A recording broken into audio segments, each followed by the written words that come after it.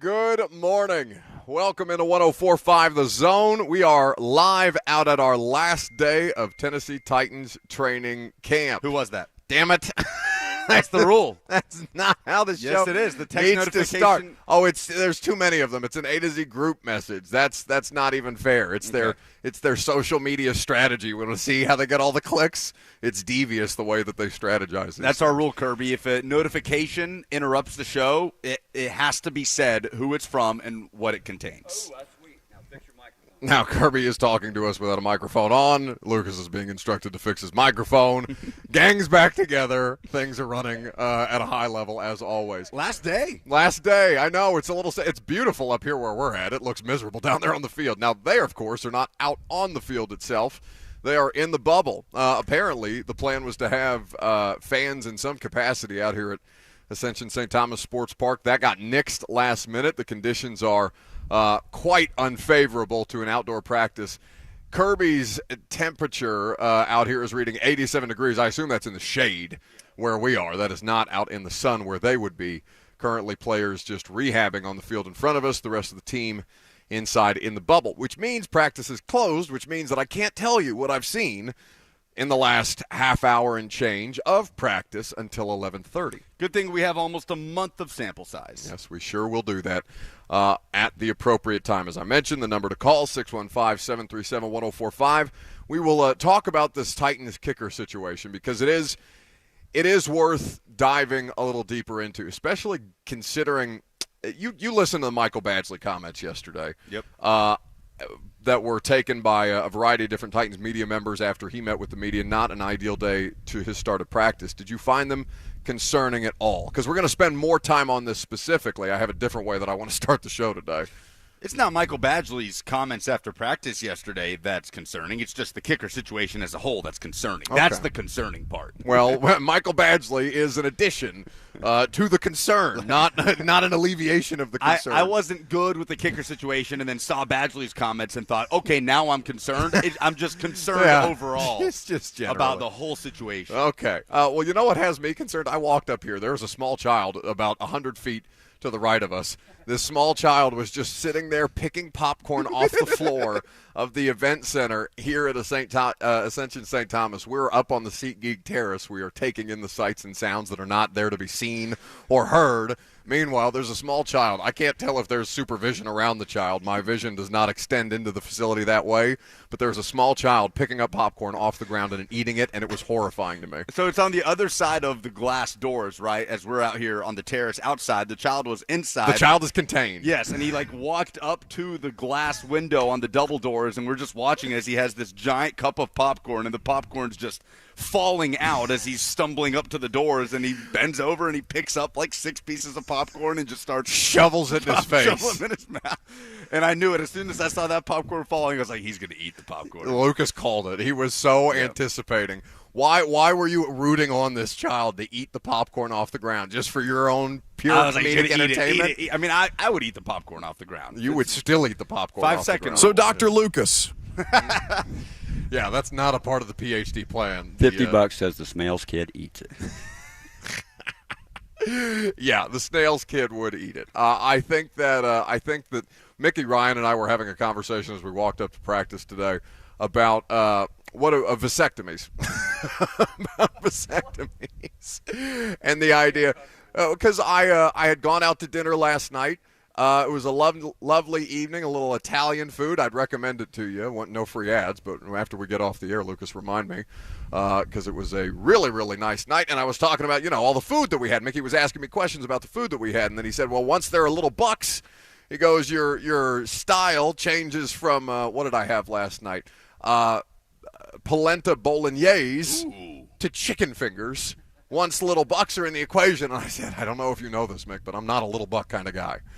And the conversation then devolved into vasectomies and things of that nature.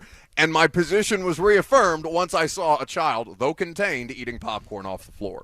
So now we are, I don't know if there's any sponsorship opportunities out there for a vasectomy situation, but I would be glad to take anybody up on the offer should it present itself. Meanwhile, kickers. Hashtag transition. I think that the kicking situation is not resolved by by any stretch of the imagination. I think that when you look at the day that Michael Badgley had yesterday, it's not just that the options were unsatisfactory that were previously here. They had the 2-for-1 special to start the morning. Yesterday, about 5 minutes into practice, they announced the transaction. Shudak and Wolf out. Michael Badgley in. He's out here. He's wearing number 6. And he missed 4 kicks over the course of practice. He was 7 of 13 on the day. 9 of 13 on the day. And had, I think in any setting, practice related, if the kicker misses 4 field goal kicks from any distance, that is of considerable concern. It was not like there was overwhelming wind. The elements were not bad yesterday other than it being ungodly hot. And the comments that he made afterwards didn't do anything to alleviate the concern about the day at practice that he just had. This was Michael Badgley meeting with the media after going a 9 of 13 in his first practice back on the roster. Just go out there and make some kicks. Not much to it. Just go out there and do my job. What do you remember from your stay here a couple of years ago? I knew Morgan just from that one stint, but that's really about it. I mean, a lot of the same coaches too, so still just got to go back around the building and say hello to everybody. How do you think things went maybe first time out, maybe in your eyes today? All right. I mean, still, it's just practice, figuring some stuff out, and then just getting ready to play against New England, make some kicks. How much maybe misses today connected to getting the rhythm down with the snapper, but getting the holder and everything? Nah, no excuses. Just got to make the kicks, but I'm not really going to sweat it over practice. You talked about the whirlwind a little bit. Just what has the last week been like for you dealing with all this? It's part of the job. So it's, you get a call, come into Tennessee, do a physical, and here we are practicing. So, yeah, I mean, it's been a crazy summer, but it's not really going to get to me. I feel all right. I mean, if you're not going to sweat it over practice, when are you going to sweat it, bud? You know what I'm saying? Like, don't have that be the line. Don't let it be nonchalance and also your inability to do your job. If you're saying that I just got to go out there and do the job after having not necessarily effectively done the job for your first day back on the job, and then the reaction is afterwards, I'm not going to sweat it over practice. I appreciate that he is at least presenting comfortable in his position, but I wouldn't unpack it in my bags yet if I was Michael Badgley. That was not, and Vrabel, it was not a strong endorsement after the fact. He said, he'll and I'll read the exact quote here to be specific. Any kicker that we bring in or that we have on the team just needs to make them. According to Mike Vrabel, we've had him here before. He's got the crack at it next. And the important part, I'm sure we'll look at other kickers too. So, bags need to remain packed if you're Michael Badgley. Don't get too comfortable at your La Quinta, wherever you're staying here around the Metro Center facility, because you did not get the job done yesterday, bud. And the idea that you would even make it to the New England game, even though we're only 2 days away, I would not take that as any degree of confidence. They are not loyal to kickers here for obvious reasons. And they also treat it with a level of casualness that I think is, concerning. It's like they're just trying to check that box, right? And they're getting increasingly frustrated because that box just cannot be checked consistently. But that's what this feels like to me. It's like, just get a kicker that can make kicks. I get that.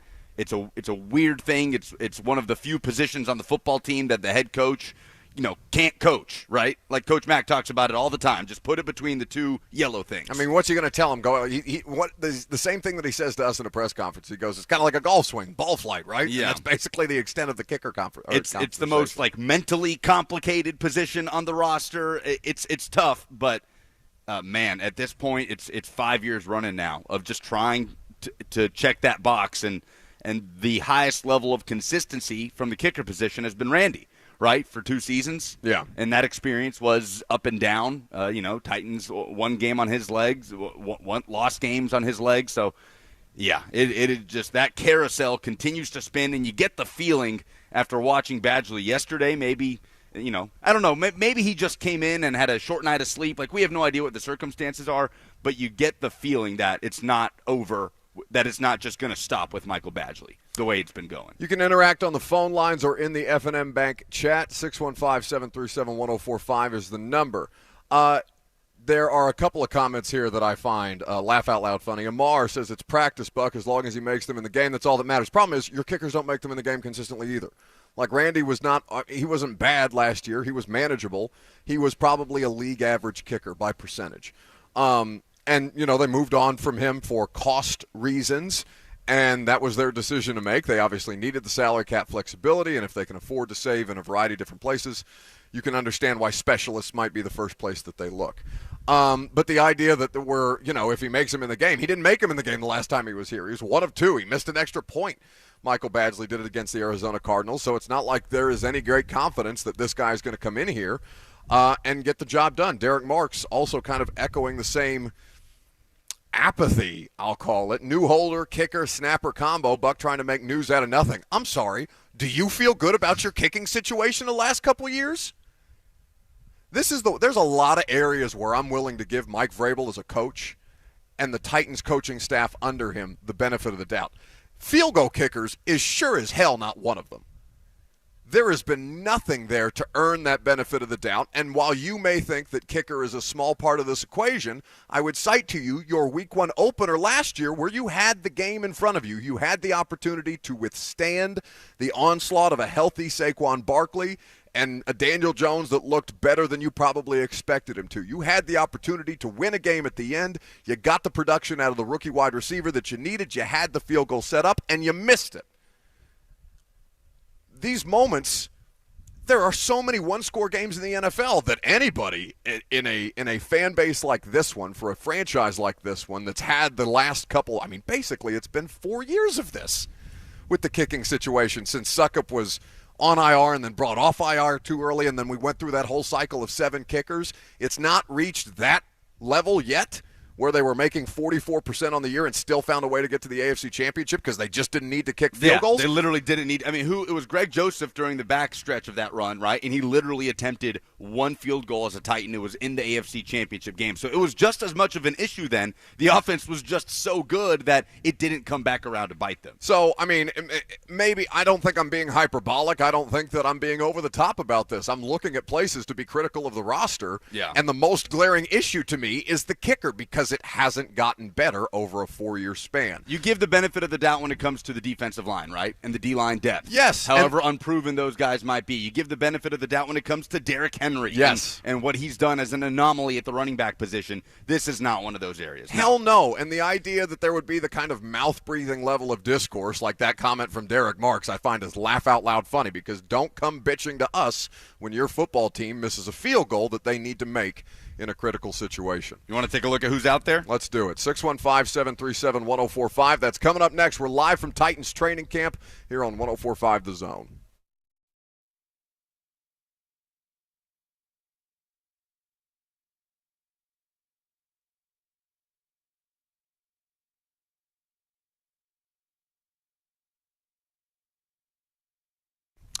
The fine folks at PhD Weight Loss helped me lose nearly 60 pounds. 58 is what I am down, and I could not be happier with not just the results, but the way that I've been able to keep the weight off. The process was so simple, and once they helped me establish my diet plan and work to my specific schedule, it became a breeze for me to just follow the outline that they gave to me.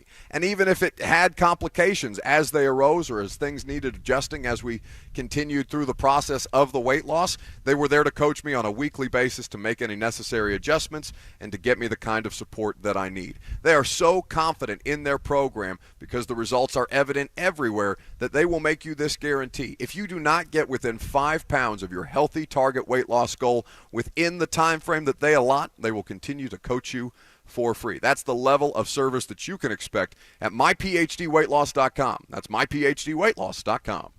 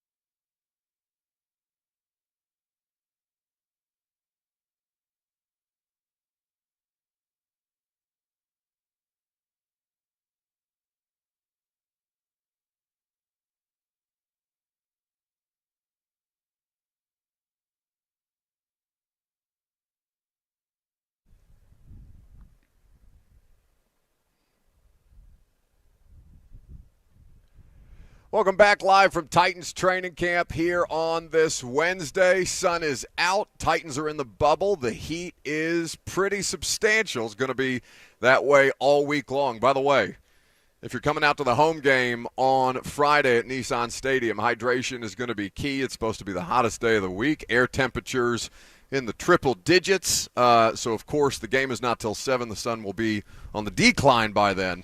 But still, for those of you tailgating, I'm sure there's going to be people preseason tailgate. I feel like with if you're not tailgating the preseason, God knows what you're doing there in the first place. But I feel like the weather advisory needs to be emphasized all week long. So make sure you all are being safe out there and continue to hydrate on a regular basis.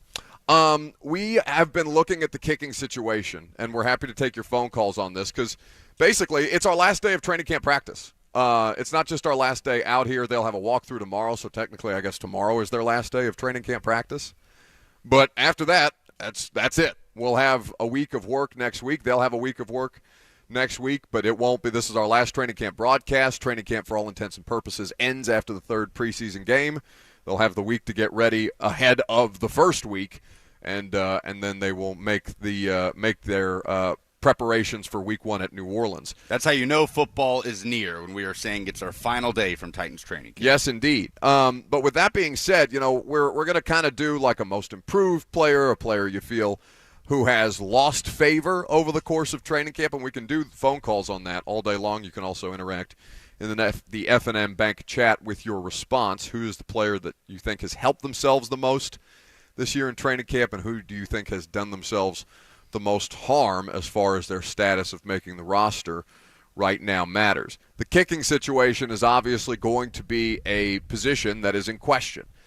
And Paul Oldenburg tweets us on or Twitter. Does he X us? How am I saying this? No, I'm boycotting X. It's Twitter. Well, Corey Curtis was saying it on the broadcast like they do the X poll on the preseason broadcast. He would say, follow Corey at Corey Curtis 2 on X. No, it's Twitter. I said, what is X? I don't want to follow Corey anywhere on X. That sounds like a bad trip, literally. But anyway, Scoob at Paul Oldenburg 11 on Twitter says, the kicker situation is a big problem. I'm with you on that. And is kicker becoming a bigger problem than the wide receivers? Yes. Ooh, definitively. Yes. So, all right, walk me through it.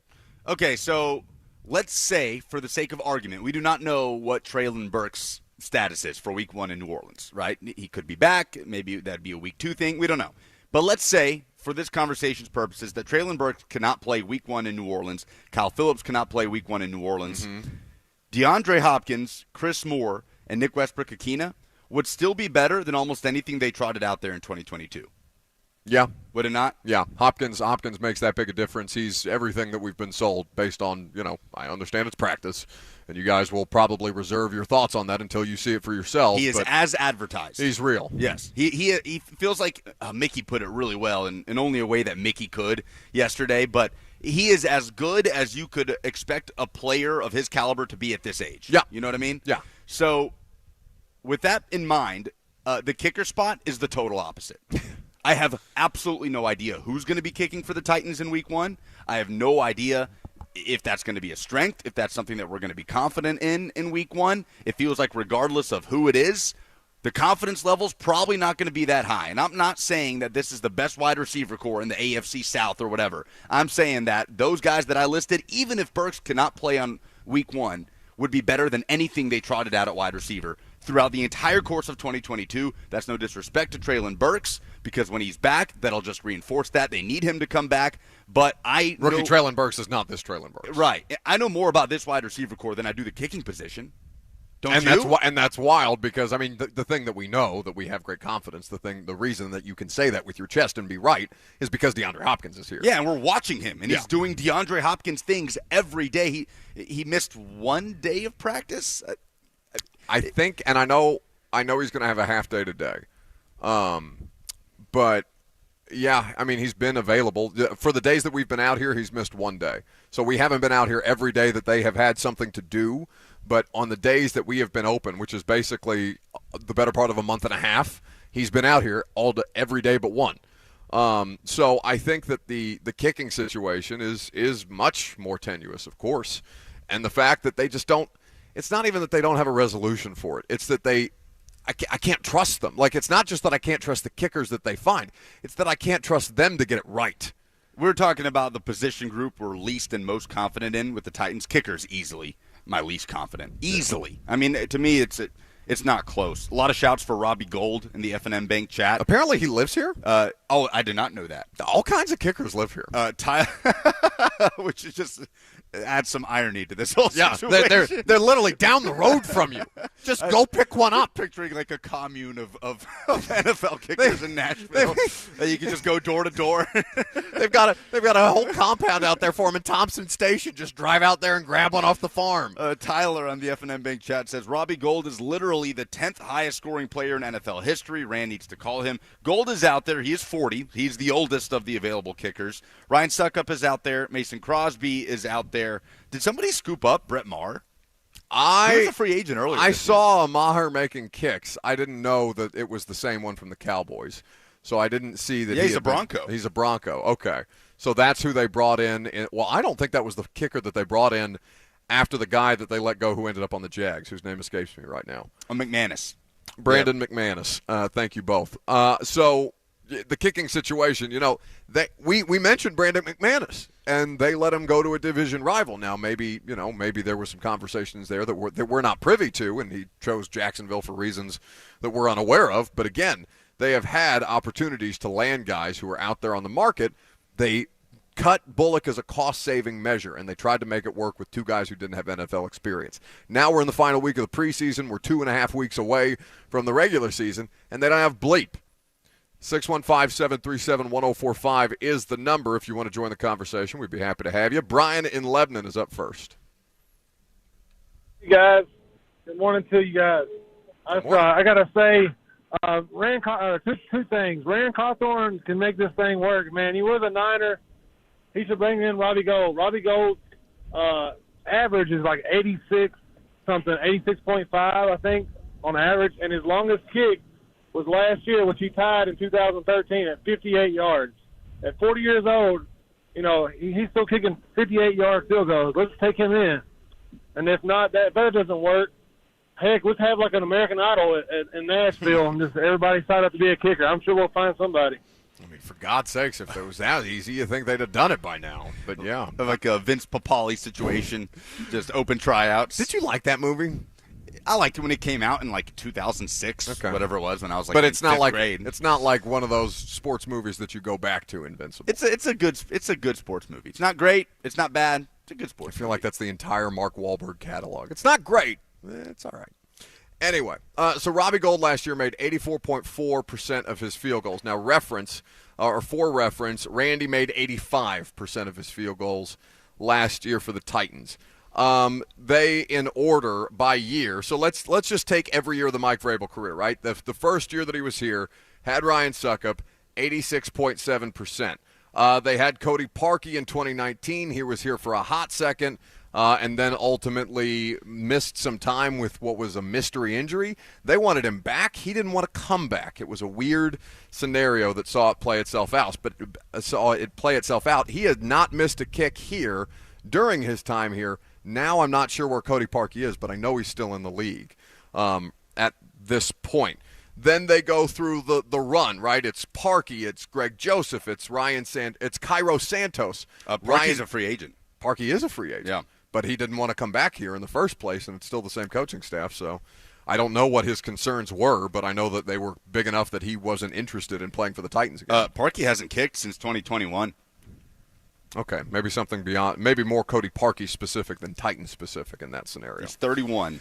So they go through that run. It's Parkey, Joseph, Santos, Suckup, Sloman, and Santoso, who was only a kickoff specialist. He did not make a field goal, which is funny because he was a kickoff specialist that couldn't get a touchback. Joseph, by the way, who's having quite the run in Minnesota. Yeah, Greg Joseph has been a good player for them. And he made the kick while he was here on the roster. It's just they didn't have field goal opportunities for him. I imagine – can you look up what he's getting paid?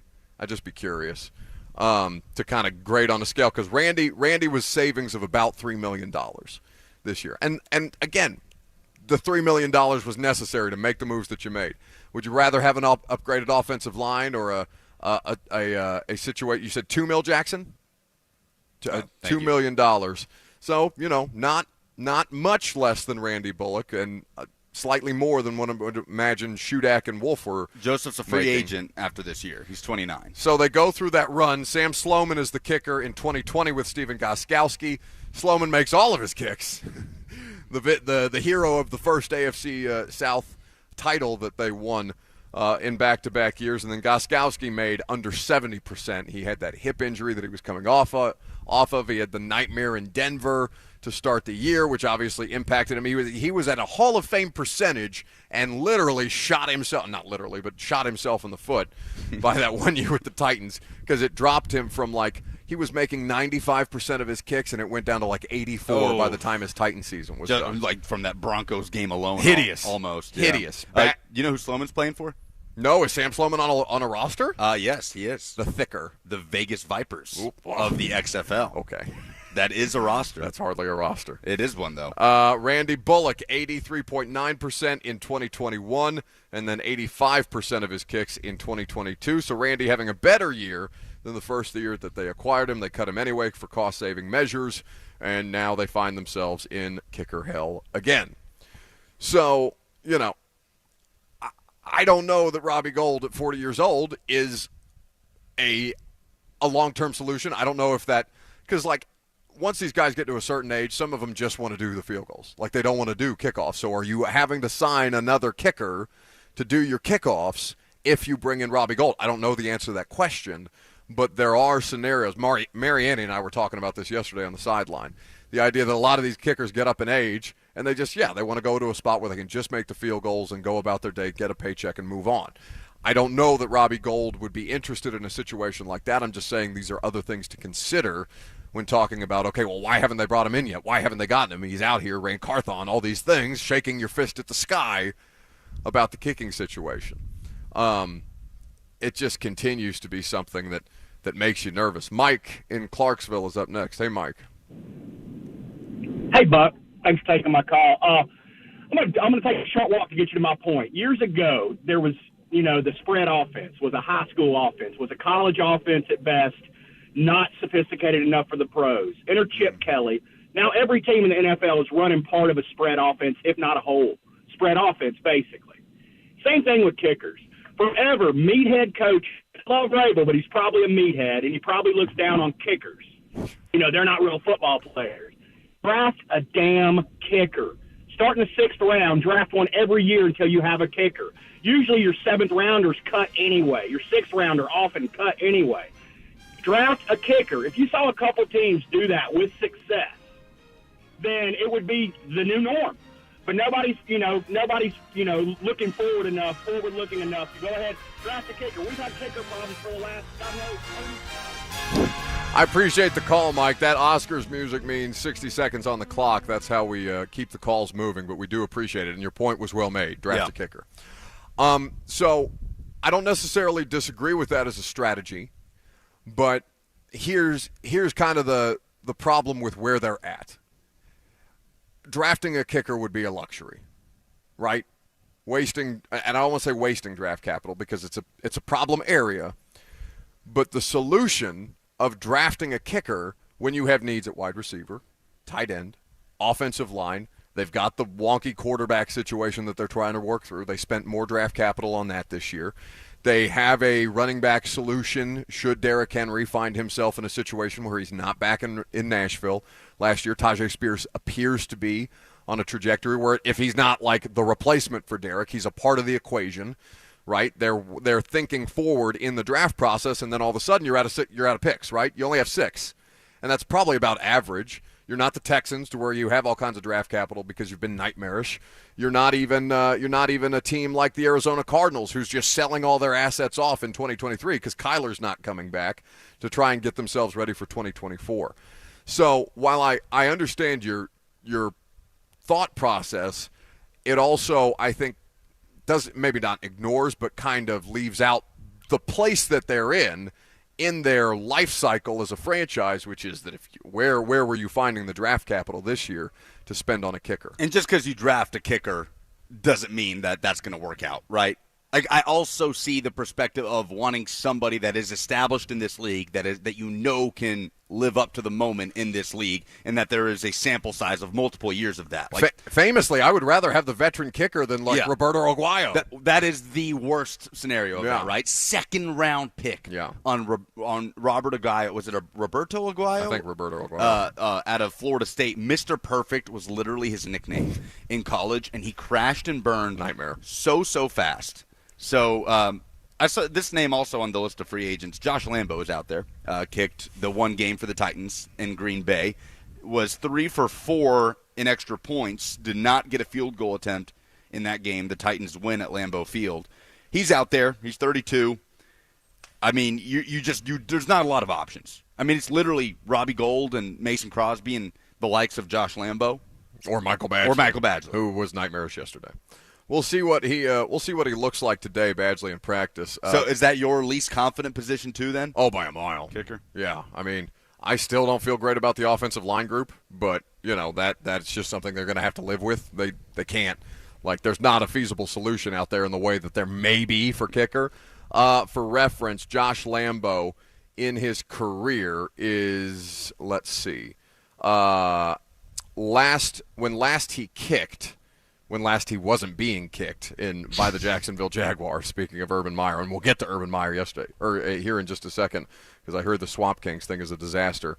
But the last time that he was kicking on a regular basis was with Jacksonville. There was only a couple of games where he appeared in 4 games before that unceremoniously ended, and he did not miss a kick in the 4 games that he was there, after previously making 97.1% and 90.5% of his field goal attempts.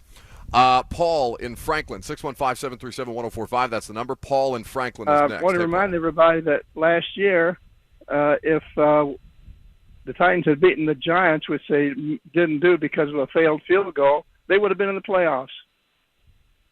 Yeah, I mean, you could make that case. And how many games did you know off the top of their head how many one-score games they played last year? Because you could make the case for 3. a lot. 3? Yeah, it was Giants, because we had this discussion a lot in the offseason. We've been talking about kicker for months as a potential concern. It just, it got swept away in the DeAndre Hopkins mania, and then training camp was here, and kickers aren't something we're watching every day. We sort of settled into the battle between Wolf and Shudak, and the cutting those two and signing Badgley kind of reignited the conversation. Sure. But it was Giants, Chiefs. I'm talking about games that were decided by 1 score. 3 points or less. 3 points or less. Right, okay. because the Jacksonville game was 1 score, but it was more than 3 points. Sure. So it was Giants, Chargers, Chiefs. Randy missed a field goal in obviously the Giants game that would have won it, and in the Chargers game. Yeah. That if he had made it, I think it was a 50-plus, Yeah. then you're talking about potential overtime. Yeah. Because that was a 17-14 loss in Los Angeles. And Randy, by the way, is the best one that they've had since Suckup. Randy did not attempt a field goal in that overtime loss against Kansas City. Randy, I don't believe. Randy, by percentage of all the kickers who played like the bulk of the kicks or took the bulk of the attempts, not like leaving out the Santoses and the Parkeys of the world who had like an attempt here or there. Randy's been the most accurate kicker that Mike Vrabel has had on the roster. Like Ryan Suckup, Suckup is the most accurate kicker that he had on the roster in 18. It was 86.7%. Suckup's Vrabel's first year was Suckup's last year, basically as a healthy, functional kicker. And even that, he got hurt. What was that? 5 games in. So that was not the bulk of the season. That's when the situation started where they had to start cycling through kickers at a rapid rate. They brought him back too early. Yeah. It became a nightmare scenario. I was wrong. Randy did make a 44-yarder in Kansas City, but he was 1 for 1 in his attempts. So Randy Bullock, the second most accurate kicker that Mike Vrabel has had during his time here of guys, and by percentage of attempts taken, because Suckup's 2018 is limited to 6 games that he appeared in, 5 games where he took an attempt. Randy was 15 games in 2022 last season. 615-737-1045. SEC observations, they're coming your way next.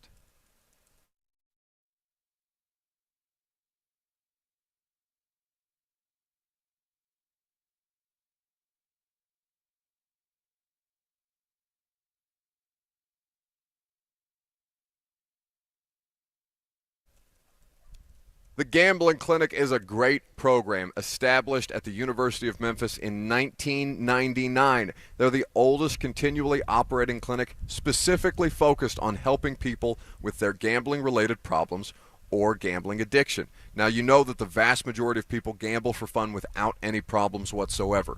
But about 5% of people report spending too much money on gambling, getting into arguments at home over gambling, or other problems that can arise. If you or someone you know fit this description, the Gambling Clinic is a great treatment process for you. The goal is to complete 8 to 10 weekly individual sessions with someone trained to help with gambling problems and addiction. It's a gambling neutral entity. They're not there to discourage you from it altogether. They're there to help you identify the issues that you may be having so you can operate in a safer way. TheGamblingClinic.com is where you go to find out more information. This project is funded by the Tennessee Department of Mental Health and Substance Abuse Services.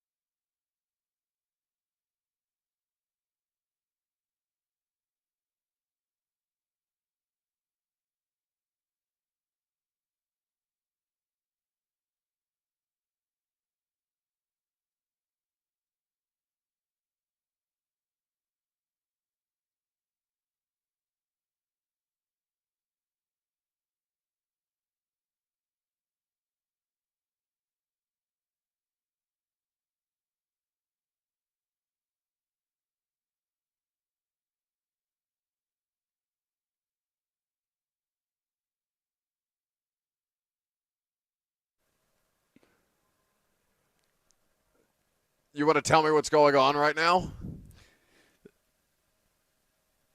80 miles from Santa Fe. Why are you Parked Out by singing? the Lake by Dean Summerwind. Leave it up for a minute, Jackson.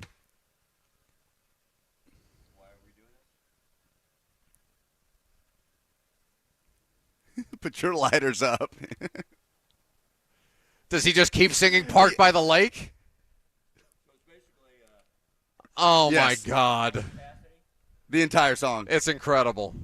So is this making fun of the basically the construct Yeah. for every country music Yes. song ever? I love that. Yes. He I love literally that. repeats a different variation of being parked out by a lake 80 miles from Santa Fe for the entirety of the 3.5-minute song. I love that. I bet it's a hit.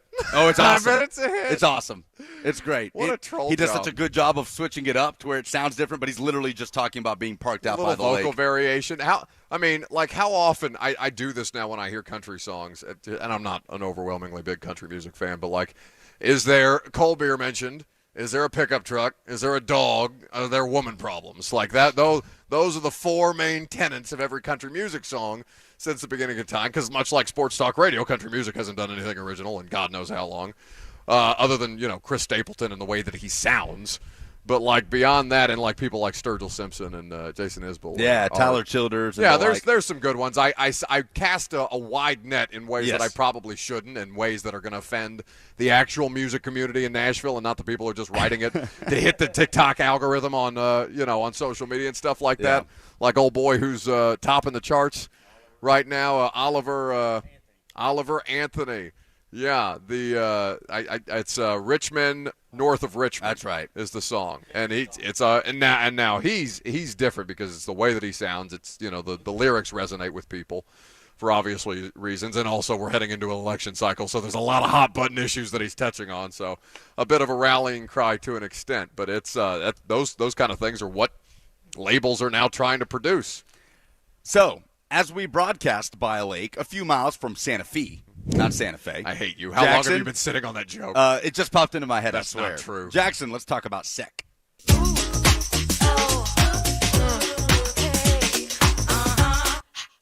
Let's talk about SEC, baby. Let's talk about the SEC. Let's talk about Nick Saban and Josh Heupel in the SEC. Let's talk about SEC, baby. Let's talk about the SEC. Let's talk about Brian Kelly and Greg Sankey in the SEC. Let's talk about SEC. I think when Bert made that is when I truly realized the genius of Bert. That's when it crystallized for me. When I heard that song, I said, my God. We should try and get him a deal, like a record deal, like have him do a Parked Out by the Lake spoof. Like we should sell Bert as the next TikTok sensation, like Oliver Anthony, and get him out there, social media famous. I bet we could do it. Before we have the tools. Before we talk about the reaction to Swamp Kings, the documentary coming out on Netflix about Urban Meyer's Florida Gators, a quick in memoriam for all the Kroger Field jokes that Tennessee fans can no longer make. Because Thompson Bowling Arena at Food City Center, the new naming rights for Tennessee's basketball and volleyball arena on campus, a 10-year, $20 million naming rights agreement that will include a new center-hung video board, updated exterior and entrances, new premium spaces and clubs, continued elevation of additional upgrades. That is straight from Tennessee Athletics, at @vol_sports on Twitter. Food City taking over at Thompson Bowling Arena. TBA at Food City Center is its official name. We can no longer make fun of Vanderbilt's football stadium being named after a grocery store, and that makes me sad. What did I say? Vanderbilt. Oh, Vanderbilt's named after a bank, which is fine. Yeah, Kentucky's. That's what I meant. And I don't care that Food City, take that money. That's totally fine with me. Take the money. Always take the money. I'm just sad about no longer being able to make fun of Kroger Field. Now they've taken away one of your favorite weapons. Yes. But moving past that, Swamp Kings comes out. I have not seen it. You have not seen it. I like wait. to do this where we digest the reactions on the air first before we watch it and give ours. People are pissed. People are talking about it as if it's an Urban Meyer infomercial, that they do not really cover some of the things that took place at Florida at that time. The murderer in the huddle. Aaron Hernandez, the Cam Newton situation, several things apparently that were not touched on, and it's just a story about how Urban Meyer got these players together to go on this national championship run for a couple of years. So I have not seen it yet. We saw some of this coming out of the Manziel doc. I went back and watched it. I had no issues. I felt like it was all covered. Johnny's issues with partying, with alcohol abuse, the way that plagued him in the NFL. Johnny talked about it. He was very honest and upfront about it. Talked about flying to Vegas the night before a regular season game and missing the game, just not showing up because he couldn't get a flight back, and then just sending it in Vegas the night before. Talked about his relationship with his father and how they were estranged for a while. I felt like the Johnny Manziel doc covered everything. I did not understand the issues behind that, people acting like that was a Last Dance infomercial type of thing. Seems like Swamp Kings might be a different story. I'm still going to watch it and relive those days because I like to do that and sort of I remember that game, I remember that player, but it does seem like they did not do the whole story justice. The difference between Johnny and Swamp Kings is there's no other story with Manziel. Like, you can only tell. There's only one story around Johnny. It's not going on to great success. It's not winning championships. Yep. It's not good and evil, basically, in the same story on the same timeline in two parallel versions of it. The way that Florida is. Florida, you want the whole picture. Florida, you want to see all the griminess, all the nastiness, all the bad judgment errors underneath the winning that the winning covered up. Yeah. That's the story with Florida. They covered up all these things, or the winning covered up all these things and allowed them to turn a blind eye and allow Urban Meyer to go on to be, reach heights that he probably had no business reaching, because in college football it's a lot easier to look smarter when you've got the best players, and recruiting is one thing. Certainly you have to succeed at that. One of the most toxic programs in college football history. So it's not everything that Netflix or HBO or, every Hard Knocks or Quarterback or Untold is going to be the infomercial the way that I probably act like it's always going to have a little bit of that to it. I do think you take that a little bit too serious. Sure. I feel like you're watching those with like a notepad and glasses, like an investigative journalist. No, it's just entertainment. But I don't want I understand what you're saying. For the vast majority of people, it's for entertainment. Yeah, I actually want to learn something. For most people, it's not that deep. They just want to watch and be entertained and remember those days in college football. Yeah, but I'm also a 30-year-old that DVRs 60 Minutes episodes and watches them 3 days later because I'm an insane person. See, that's what I want. I want 60 minutes out of my Netflix. You're always playing both sides of this coin because you've always gone at people for DVRing games and watching it after the fact, but you say you DVR TV shows and watch them. So which one is it? Games are different. Why? Because everybody knows what happens. Like, you're not gonna shield yourself from society as you try to watch a game later. Like, don't be ridiculous. That's like I can 60 minutes is something I can put on ice until I have the time to get to it. Like, a game is a game. We're going to talk about the game. Oh yeah, move on with your life. I agree that it is completely unfair for you to get upset at people for talking about something that already happened because you DVR'd it and you haven't watched it yet. But you've always just taken up issue with people just DVRing games in general. Yes. You're like just watch the game. Just check the keep score up on your with phone. Check the score on your phone. Like, no, people want to DVR and they want to watch what happened later. It's okay. You have the tools to watch it in real time at any point in your life. Go do it.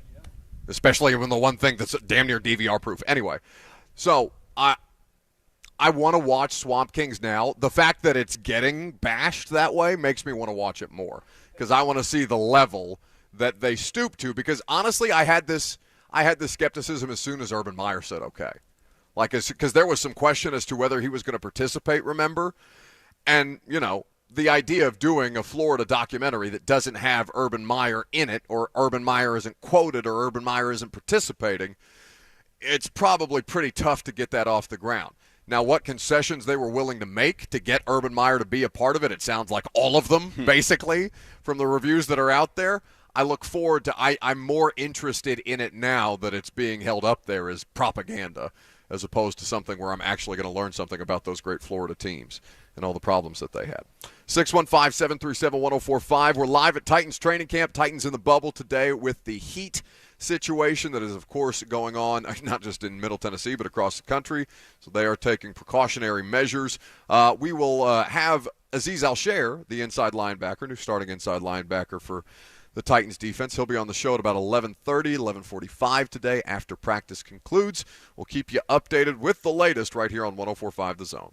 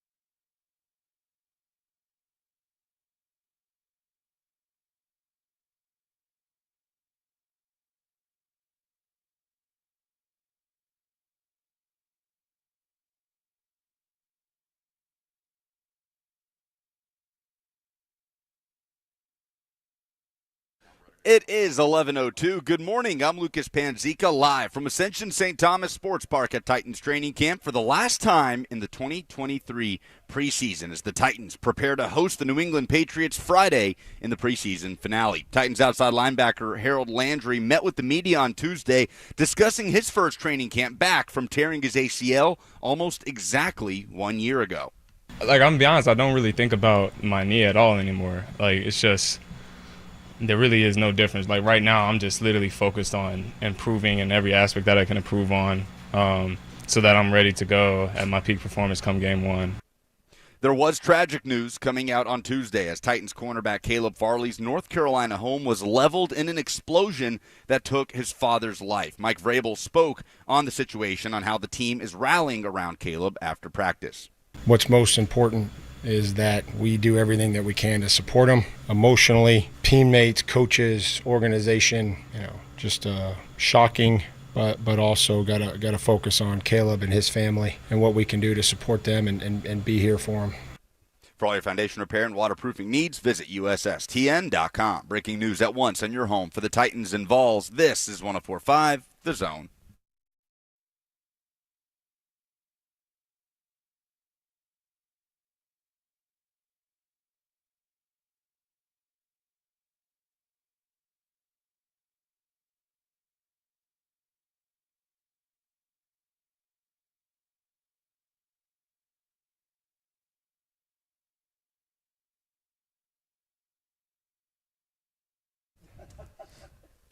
Second down on this Wednesday. What's happening? Welcome in, or welcome out to Ascension St. Thomas Sports Park. That's where we're hanging out for the final day of training camp practices. Been a good run here with Kirby and Lucas. We'll continue our coverage for one more day, at least, live out here at Ascension St. Thomas. It just means the regular season is getting closer and closer by the day.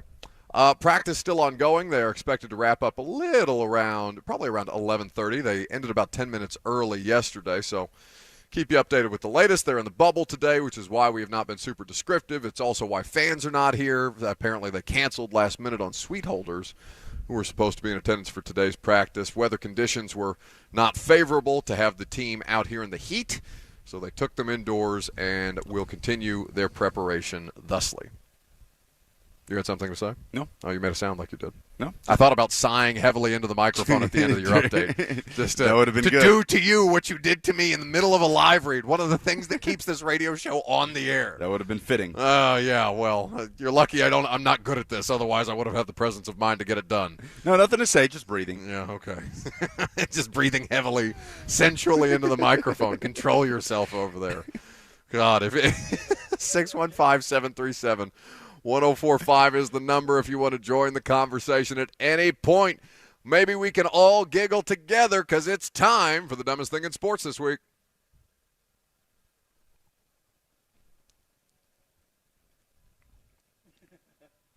Morning. Something so mind-numbingly idiotic that you just want to get it off your chest. Dumber than a second coat of paint. Some idiot. You are really dumb. For real. It's the dumbest thing in sports this week on the Buck Rising Show.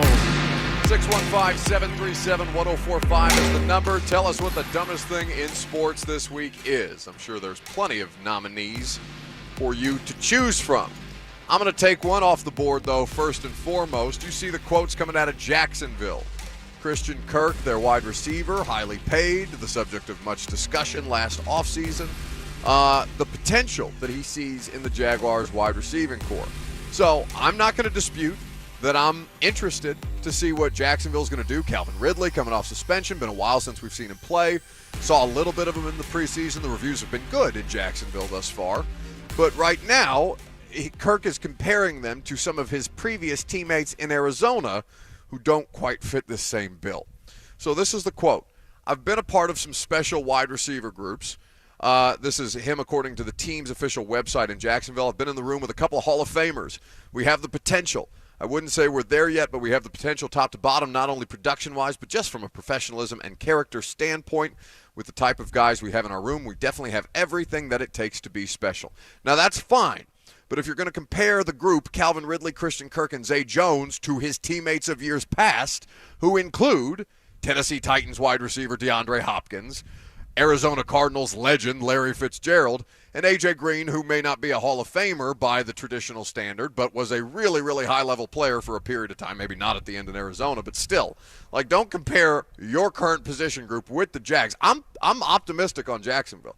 I think they can get things done this year, and I still favor them to win the division in the AFC South. But the idea that that would be the comparison, that would be the standard that you would hold the likes of Zay Jones, Christian Kirk, and Calvin Ridley to, I thought that was laugh-out-loud funny.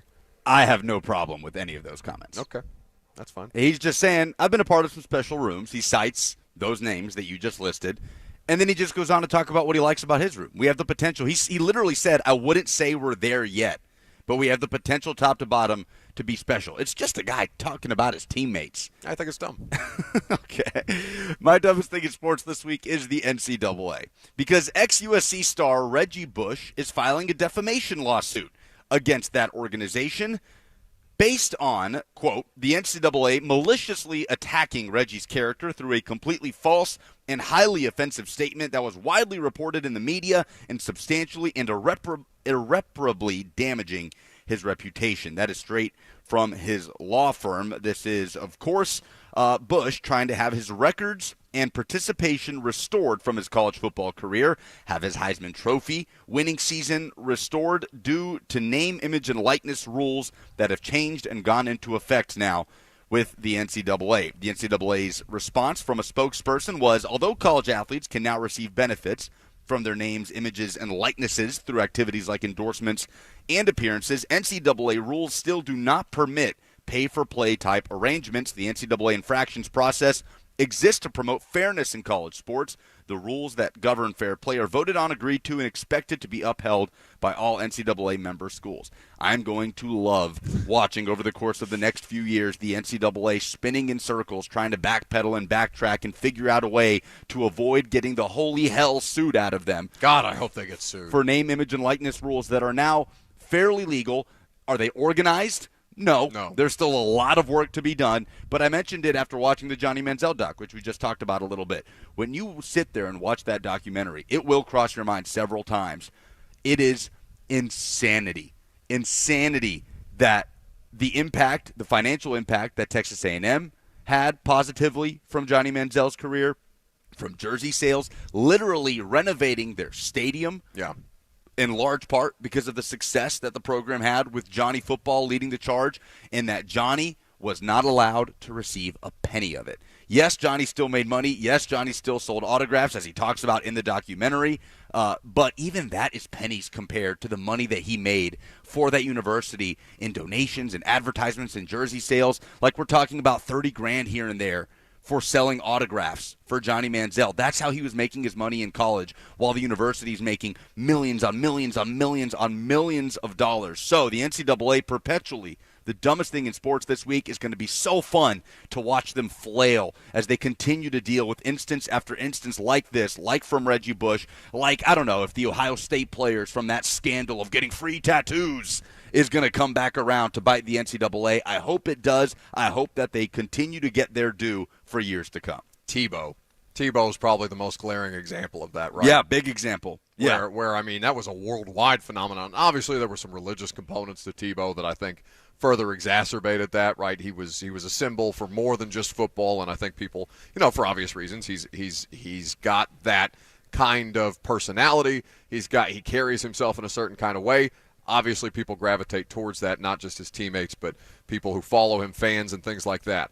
I would love to see the NCAA get sued retroactively for all the money that they cost these players up and down the line of all manner of different sports, whether that's things from, the NCAA video game that they made, God knows how much money off that Reggie Bush was on the cover of. Right, and just so many different examples of this, top to bottom, because I could have gone the NCAA too if I wanted to for the holy hell they've made out of this Jim Harbaugh mess. Mm-hmm. The idea that Michigan was just like, no, we're not taking your NCAA suspension. We'll handle it. We'll deal with him the way that we want to deal with him. 3 games. You have no standing here, NCAA. Get out of here with your 4-game suspension. We'll make it 3. We'll self-impose, but it's only going to be the non-con because you don't have any say here. We do. This is our employee. It's just one of these things that, you could nominate the NCAA week after week after week, and I would love to see them get sued retroactively. Jim freaking Nance says of the in the YouTube comments on the F&M Bank chat says, can't put the toothpaste back in the tube. He was guilty at the time of Reggie Bush. Okay, that can be the argument, and the argument can also be, well, the rules at the time were dumb, and they should, and they have been declared constitutionally unconstitutional Yes. by a 9-0 margin. Yeah, so if it's unconstitutional now, why was it constitutional 15 years ago? By the Supreme Court that can't agree on a damn thing.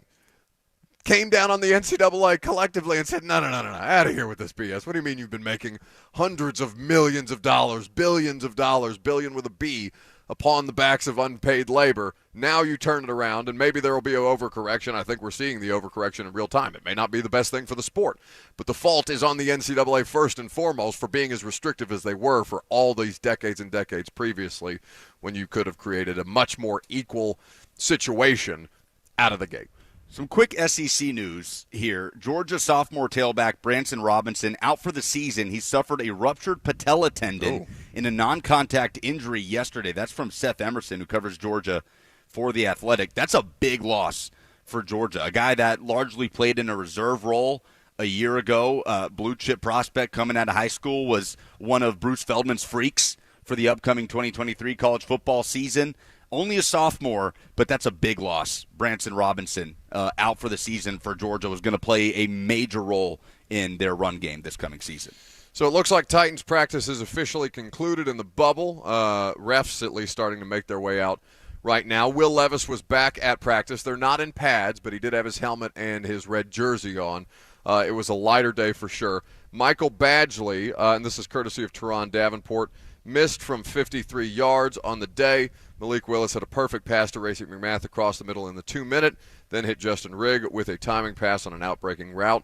Michael Badgley good from 42 after that. So we'll keep tabs on the makes and misses from the field goal kicker. Obviously, that will be of interest. Kyrus Jackson also back at practice today. Huge for Kyrus Jackson. Huge for Kyrus Jackson indeed. Friday will also be. Somebody probably said, hey, there's starting to be articles out there written about Mason Kinsey potentially making the roster. Get out there. You gotta, this is your shot. Yeah. And that's your biggest competition at this point. Ben Arthur tweeting that Chig Okonkwo was not out there today. He left practice early yesterday. Yeah, worth paying attention to right now. 615-737-1045 is the number.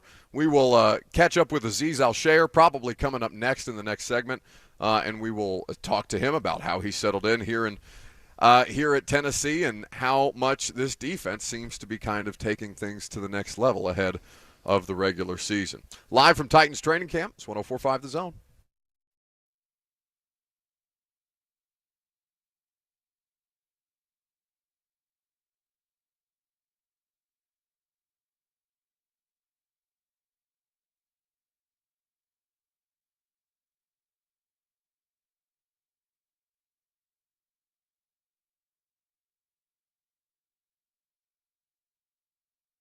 Two Rivers Ford is the best car buying experience, bar none. They've been doing business here in Middle Tennessee for 40 years with honesty and integrity. There's a reason that DeAndre Hopkins, Coach Dave McGinnis, Ramon Foster, Dawn Davenport, and myself are all Two Rivers Ford customers. It's because they're the best quality American-made Ford vehicles, the best award-winning customer service, and the best car buying experience because their sales staff does not work on commission and always finds you the best price. Two Rivers Ford is the standard when it comes to the car buying process. They make it fast, easy, and fun. So if you're in the market for a new or certified pre-owned vehicle, check out all of their selections at the dealership just 7 miles east of Nashville International Airport in Mount Juliet or online at tworiversford.com.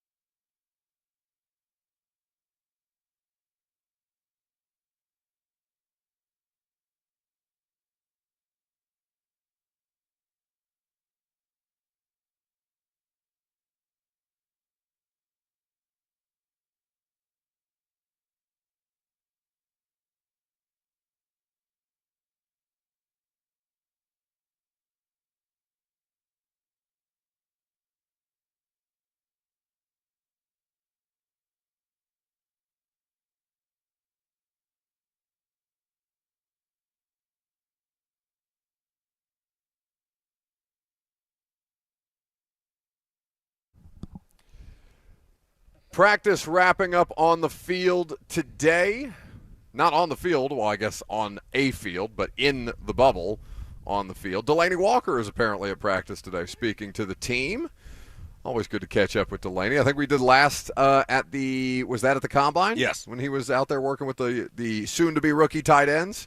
So good to see Delaney staying involved with the organization. I'm sure a lot of those guys appreciate seeing him. Is there anybody left that played with Delaney? I guess Derek and Tannehill did. Byard. So there's a few, but not many. Not many. Delaney Walker, always good to see a familiar face. Aziz Al-Shaair will join us probably in this segment now that the Titans have concluded practice. He'll make his way on up to the broadcast location that we have that Kirby has set up for us in a beautiful way, to quote Caleb Murphy, at the SeatGeek Terrace. It's much nicer up here than it is down there, to be certain. 615-737-1045, that's the number. We would be happy to have you guys get involved at any point throughout the course of the afternoon. Which position groups do you feel the most confident in now that training camp has, for all intents and purposes, for our purposes, concluded? They'll have a walkthrough tomorrow, but that's closed to the media. And for the Titans, there's been a lot of things that we've learned over the course of the last month and a half, 2 months. Things that we've seen develop, things that we haven't seen develop that you would probably like to see more of. But as you sit here looking at the various position groups or following along or reading Jimmy Wyatt's mailbag or however it is that you've been consuming Titans training camp practices, whether that's through us or through other outlets, is there a position group that you feel better about than you previously did at the start of camp? Is there a position group that you feel worse about? Seems by consensus the latter is the kicking situation. The most concerning? The most concerning. Okay, real quick, outside of kicker, what would yours be? Like just in offense versus defense? Offensive line. I would say offensive line is what I would probably cite. I still don't feel good about them. Yeah. Brunskill is unsatisfactory to me as a right guard. I think Dillard is not somebody that I trust overwhelmingly on the blind side of Ryan Tannehill, and I continue to think that the most reliable of them is the rookie who's never played the position that he's currently slated to play. And while he's doing well there and seems to be ascending at, the requisite rate, that's one piece of 5 that doesn't overwhelmingly strike confidence. Although I will say, watching Brewer back, Brewer looks fine at center. Like I don't think I'm having the same concerns about Brewer that I did. That may be the position group that I do feel better about just by nature of trusting the starting center a little more. They're going to have to grow into the season, right? Like you're going to have to see tangible improvement over the course of those first few weeks with the offensive line. Well, and if you don't, you're going to have to grow as an offensive coaching staff because you're going to have to find ways to mask that. That is not the simplest solution to resolve. Now, I will say that Rand Carthon comes from an organization in San Francisco that probably ran an offensive system that was the best of any NFL offense at hiding deficiencies in offensive linemen. That is a place that Daniel Brunskill comes from. So while I continue to be underwhelmed with them collectively, I do come out with a more positive assessment specifically of Brewer than I did of any of the other offensive linemen. And Skoronski, it's good to see him making the strides that he needs to make. I'm going to take the obvious here and most confident and take the front 7. Yeah. They've just been so consistent at camp. Consistently good. Yeah, consistently good. Every single practice, that feels like it's been the overarching takeaway. Well, front 7 had a good day. Defensive line at the pass rush spot, Harold Landry. I played some of the audio in my update at the top of the hour talking about he's not even thinking about the knee, and he doesn't look like he's thinking about the knee. He hasn't looked like that since the first day of camp. He hit the ground running in that respect, and we're coming up on almost exactly a calendar year, right? We talked about it. It was during that dead week, Labor Day weekend. Next week will be a calendar year. Yeah, total freak thing that happened during a walkthrough. So Harold Landry feels good. Arden Key is ready to grab this opportunity by the horns on the other side of that coin. And with Rashad Weaver and, potentially Sam O, Caleb Murphy as your depth kind of rotational pass rushers there, I think you feel really good about this group that has just been consistently dominant, whether it's against the Titans offensive line, whether it's against the Vikings offensive line. That's a group that you can feel really good about. It'll be interesting to see if any of those guys play on Friday, specifically Harold Landry. Yeah, he basically deferred to Vrabel and said, if Vrabes thinks there's a good reason for me to get out there, then I'll get out there, was basically the line. And, the only thing that he can't do in practice that he can do in a preseason game is live tackling. He hasn't done that for a calendar year, so it might be good to kind of just get that out of the way in a preseason series or a preseason drive and go from there. There doesn't appear to be a name. It just says YouTuber in the comments. So whomever you are, going by YouTuber in the F&M Bank chat, says we was number one last year against the run. Well, you were number one last year against the run. You were also dead last, 32nd overall against the pass. So while I do credit them, because it's not just that they were tops against the run. It's that they're tops against the run and played with 6 or fewer players, or 6 players in the box as often as any team in football, as often as any team on defense in the sport last year. So they're playing with lighter boxes. They're leaving themselves more opportunities in coverage because they've got the numbers advantage there. Now, it may not work out all the time because your rush falls off the cliff when Jeff is hurt and Danico is missing time, and But Harold Dupree is obviously gone, but in and out. Yep. So there were reasons why that was dropping off, and I'm not saying, provided that they stay healthy, one would assume that they would progress, not regress to the mean, somewhere in between. They're probably not the 32nd ranked passing defense. They're probably not the top rushing defense. At the end of the day, you have to find a happy middle ground and can't just find or allow teams to find different ways that they know they can beat you. They knew they could beat the Titans through the air last year. But it'd be curious to kind of get the perspective of Aziz Al-Shaair is going to join us up here at our broadcast setup here in just a second. Kirby, I'm going to need to steal your chair back so we can catch up with the Titans inside linebacker. Actually, Kirby, we're gonna put him to my left here, so don't even worry about it. We'll get him set up here after the Titans have concluded practice on what is the final day of open training camp for us. Aziz Al-Shaair kind enough to make his way up here after a day of work inside at the bubble. Be curious to get his perspective on the kind of work that they got in. What's happening, man? Good to see you. Good to have you on the show for the first time. Yes, sir. Pleasure to meet you. Yes, sir, you too. So, how was the day of work? I know it's not the final day of preparation for you guys ahead of Friday night, but for our purposes, it's the last day out here for training camp. How would you assess the work that you got in today specifically? I think it was good. We worked just a lot of different stuff today, and I think it was really good competition. It's been like that really since training camp started, but especially today. And then yesterday, we were getting after it a little bit. We split up in different teams, and I think it was just a lot of good competition back and forth, especially with not having a joint practice. So, kind of try to find a new way to get guys going, get guys excited to come to work. So I think it was just a really, really good way to finish the week and now go into the game and, hopefully play well there too. Now, I'll say this just from our standpoint. It doesn't look like you guys have needed much motivation to get excited as a defense in practice. Like, I don't know if it's just I'm distracted by how much Arden and Jeff are yelling, or that's, that speaks for the entire defense. But it feels like consistently every day that we've been out here with you guys that energy has been present. No, 100%. Obviously we're all human beings, so you have good days and bad days, but you got to come out here and you expect the guys, your leaders to kind of set that standard. So, the defense moves as, us leaders move, and so you got to always come out with that intensity, with that energy. So I think everybody feeds off of each other and kind of leads in their own way, whatever that might be.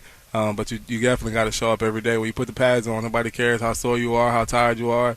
When you turn on that tape, they just want to see if you won or lost. So fans are still getting to know you here. They'll obviously have the opportunity to see you guys play the first home game of the season coming up on Friday. I know there's a good amount of excitement about that.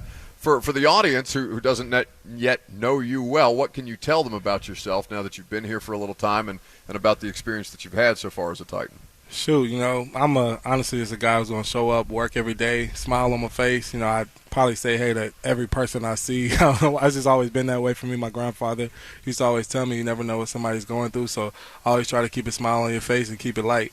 So honestly, that's how I am. I'm going to work hard, obviously, but at the same time, embrace and enjoy what we're doing. So I think you're going to see a lot of different things from me from a leadership standpoint, but also just as a player. I think I'm pretty versatile in the things that I can do, and obviously that my play will have to speak for itself. But I'm excited to be here, especially to be here with a group of guys like this. Obviously, Coach Vrabel and Rand leading the way for this team. I think it's just a perfect opportunity for me to come in here and step into something that I feel like is already, established and already well off, and hopefully just being in this defense and in this team just kind of grow off of what they already have building. Aziz Al-Shaair hanging out here with us on 104.5 The Zone. Who doesn't smile back at you when you smile every day? Is there anybody that you're not going to smile back from?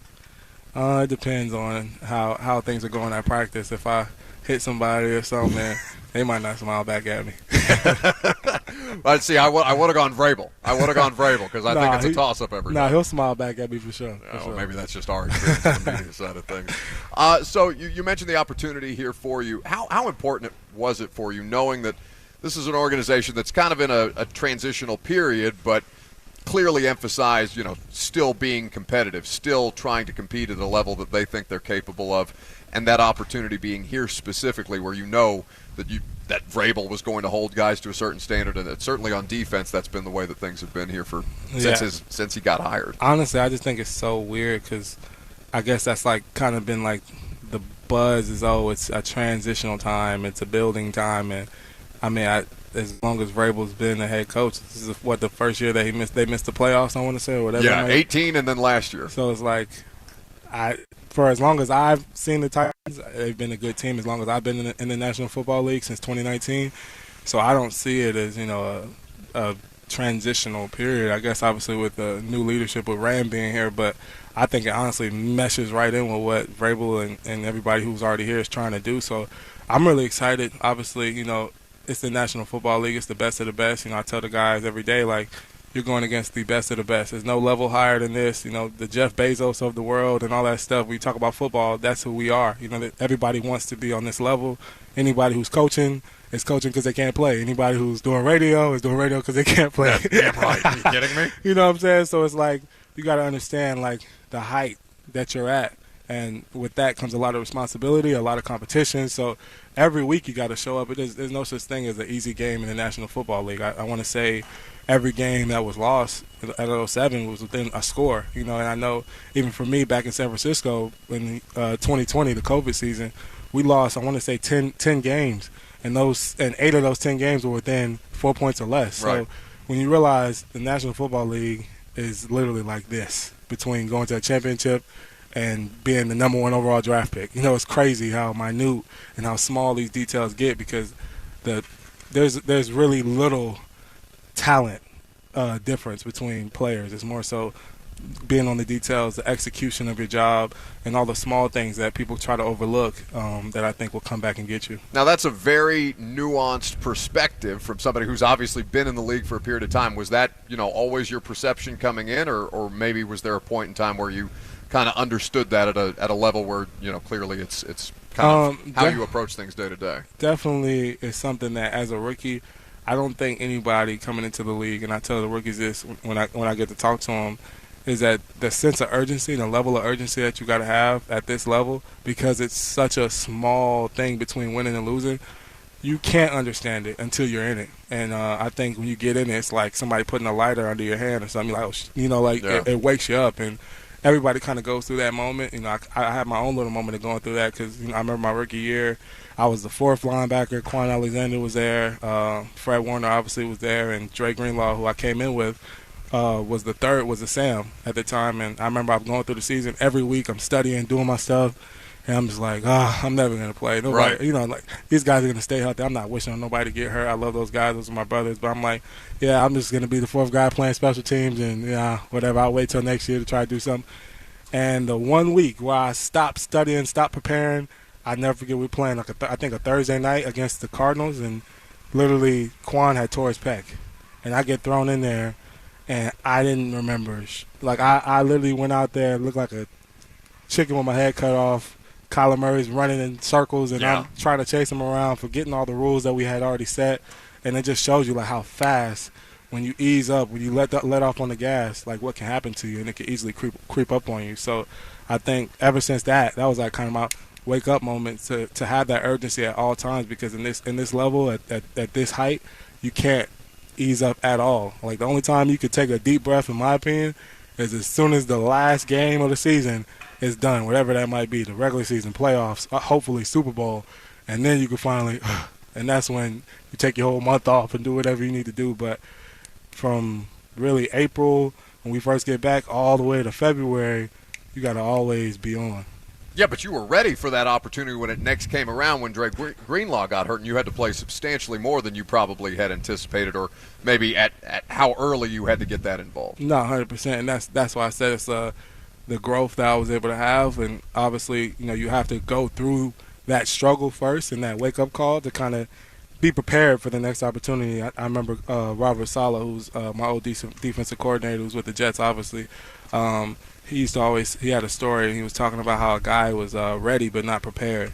And that was like the perfect example of a lot of people, I think, in the league, but most especially rookies, because you come in and who's not, like, if I told you could play on Friday, you haven't probably worked out and well, you look a little strong. Well, we're maybe okay. you worked out a we're little okay. bit. Maybe But, you ain't been playing football at all for however long it's been. It's probably high school or something. And then you'll be like, hell yeah, sign me up. But are you prepared? You don't know no calls, no checks. You ain't been working out. So it's a difference. I think being ready is just your enthusiasm. Who's not going to be excited to play Friday night? I don't care if it's preseason, whatever. You're playing in the National Football League. You're going to be excited. But are you going to be prepared? Are you going to be ready as far as prepared from like your calls, your checks, like have everything detailed up? That's the stuff that I think gets overlooked because your emotions are so high. You forget about the details. It's a game, but it's one play at a time. It's no different except for now you're playing in front of all these people. So I think it's definitely a thing that I got to learn throughout being in the league, and it's hard to learn it when you're not in it. So Aziz Al-Shaair hanging out here with us after practice on 104.5 The Zone. So with that being said, you mentioned getting the opportunity to speak to the rookies when you can, and obviously preseason, the final preseason game, important for not just rookies but a lot of guys who are trying to continue their career or put good tape out for opportunities elsewhere and things like that. Mm-hmm. How do you kind of emphasize those opportunities to guys who are going to be participating on a regular basis in a preseason game like Friday night when they may be looking at it differently or may not have had the experience yet or have the perspective that you've just kind of spoken to? It's really just doing the same thing I'm doing right now. I speak it, obviously let them know, because a lot of times you just don't, especially the first preseason game, some rookies don't know what to even expect. So even like Otis Reese, me and him before the first preseason game, I was showing him my first preseason game from when I was in San Francisco as a rookie, and just telling him how, like, for me, I didn't play until the second half. I'm sitting there on the sideline the whole first half. It was the most awkward thing in the world. Like, I've never played in a football game where I was sitting there on the bench an entire half. Like, any time I ever suited up, from the time I played Little League, I was playing. So it was just such a weird moment. And obviously that was something that I knew he would probably have to deal with. So, just kind of like trying to prep him for what could come and just, tell him to be prepared, like I said, and not just ready. Because, of course, Otis is going to see ball, get ball. So he's excited. And then you're not getting out there and you're like, dang, like, I got to wait and hold all these emotions until 2 hours from now or an hour and a half from now. So, honestly, it's really just vocalizing, talking to him, trying to let him know, like, hey, you see me as this guy, but I wasn't always where I am right now. I had to work to get here, and it took a lot of work to be where I'm at today. So, just letting them know that there's no huge gap or difference between me and them. So that's really what it is. And maybe there wasn't necessarily a learning curve for you coming into this defense, but was there a moment or was there a learning curve for you coming in that you feel like you've got a pretty good handle on right now? What was kind of the transitional process over the last couple of months for you here? I think it's more so just terminology. Like, everybody has their own way of doing things, saying things. One thing in San Francisco might have meant something else as opposed to here. So that's just, typical what you would expect. But honestly, like I said, just smaller things might be a different technique that you have to use. But I think it was pretty smooth of a transition for me. Just when you look at, like, personnel-wise, it was really similar for me because I'm used to playing with a dominant D-line, and I'm here playing with another dominant D-line. So, it just makes it real easy for me to do my job when you got depth at that position with the defensive line, and obviously having a good front seven, but also having the guys on the back end makes it really, really easy when it comes to coverage. So it's definitely just been a great opportunity for me and a blessing to be here and, be a little bit closer to home, only an hour and 30 minutes back to home. So my family came up here on my birthday for training camp, so it was good to see everybody. And that's something I hadn't had to really experience at all in my time in San Francisco. It was a 5-hour flight, and nobody's taking that flight. So no, but not once? Come on. My mom did during the season, but not preseason or training camp. No. Yeah, that is an underrated or something that people listening may not think about when it comes to landing spot and fit and things like that. What have you enjoyed about working with Shane Bowen as your coordinator here? Oh, Shane, he always keeps it light. I think he's funny because it's like just true, I guess, already just the Nashville, Tennessee, the southern vibe, just talking to him, country dude, but he's honestly a great dude, chop it up with him all the time and, just seeing how he keeps it light, but he stays on us when we need it. So I think it's just been, like I said, a really easy transition and really smooth for me. What's the most country thing that Shane Bowen does? It's just the way he talks. Just the way he talks. Just the way he talks. Now there's some pretty, some southern drawl. There's some you pretty thick. Well, it's spend enough time down here, it'll start to sink in a little bit. But so we had Arden on the radio show yesterday, and. He might still be talking. You know what? If he wants my job, he's probably going to be able to take it whenever he's done, suiting up on a football field. But we asked him the question because Chris Moore came on here a couple of weeks ago, was bragging about he's the undefeated FIFA king. Now, I heard Chris took 2 L's to 2 different people in the locker room recently this week. Is that something that you can confirm? I can confirm. You can confirm. That is true. Do you have names for us? Because Arden couldn't remember who beat him. I don't know who it was either, to be completely honest. But what I will say is my locker is on the back end, and I'm kind of facing the TV and seeing it. So it's really hard because it's Mason is one person that I've never seen him lose in UFC. But then Chris Moore is a guy who I've rarely seen lose in FIFA. So, I can't confirm that happened, but I cannot remember who it was either. Do you have a go-to video game in the locker room? Nah, honestly, I don't even really play video games. That's the right answer. I'm sure your coaching staff loves that answer. I really don't, honestly. I haven't played in a minute. I actually played Sean, bought a PS5, Sean Murphy. Yeah. Bought a PS5 when we were in Minnesota, and I was whooping up on him in Madden for a little bit. That was the first time I played Madden in a while. So. Well, you got to have something to do to get through Eagan, Minnesota for a week. For sure. Aziz, we appreciate you spending a little time. What are you about to do?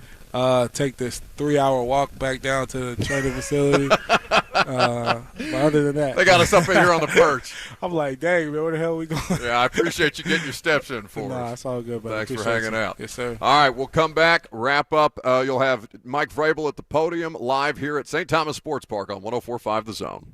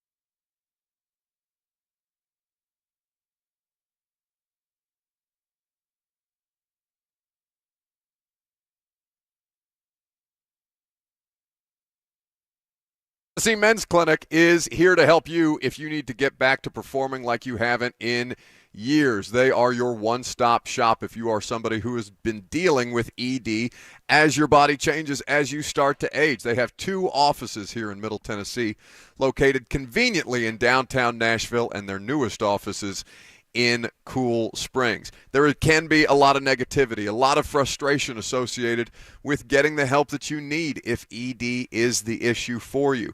Don't be like most guys. Don't wait a year or longer to get help. Find the Tennessee Men's Clinic today. TennesseeMen'sClinic.com is where you can find out about all their different treatment options, and they will work with you to find a specific plan for you because no one size fits all. That's the TennesseeMen'sClinic.com.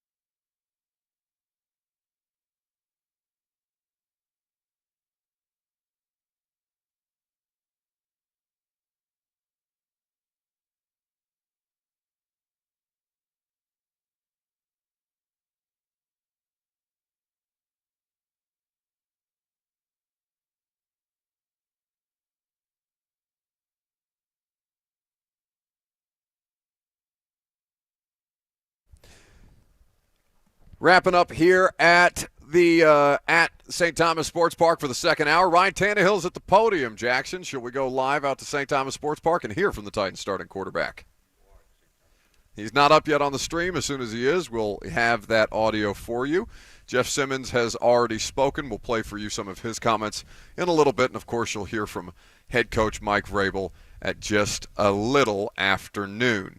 But, you know, Ryan Tannehill obviously going through training camp. I did an interview with VSiN yesterday out there in Vegas. Tim Murray and former NFL quarterback Sean King, they were asking me a lot about Tannehill, how he, you know, from their perspective, it felt like the Titans kept trying to replace him and, you know, seemed to have weathered the storm so far. But let's hear from Ryan Tannehill in his own words. During the game Friday night, considering the opener is 2 weeks away? Yeah, I'm good either way. Excited and happy with how things have progressed for us as an offense over the course of spring and training camp.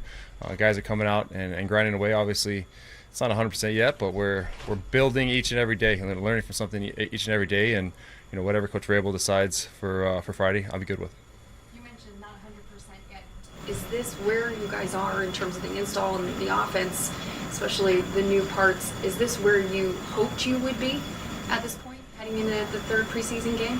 Yeah, I think so. I'm excited about where we're at. A lot of guys have put in a lot of work, gotten a lot better over the course of training camp. We're at the point right now playing against our defense a lot where we're trying new things and kind of experimenting a little bit, trying to see how we can take advantage of some of the stuff we do. Some of it works, some of it doesn't, but that's good work for us as far as going into the season. We'll see a lot of similar coverages and things like that throughout the season. So, trying some stuff out right now and feel like it'll help us as we move forward. What have you heard, Ryan, about DeAndre that maybe you didn't know, before he signed, and especially like even the last couple of days, it looks like that connection is really transforming. Would you agree with the thing? Yeah, I like spending time with him. I think that's one thing that you never really know how someone is going to be personally, how that communication, how that relationship's going to go. Obviously, saw his game from afar and respected his game, was a fan of his game from afar for a long time now. But you never really know how someone's going to be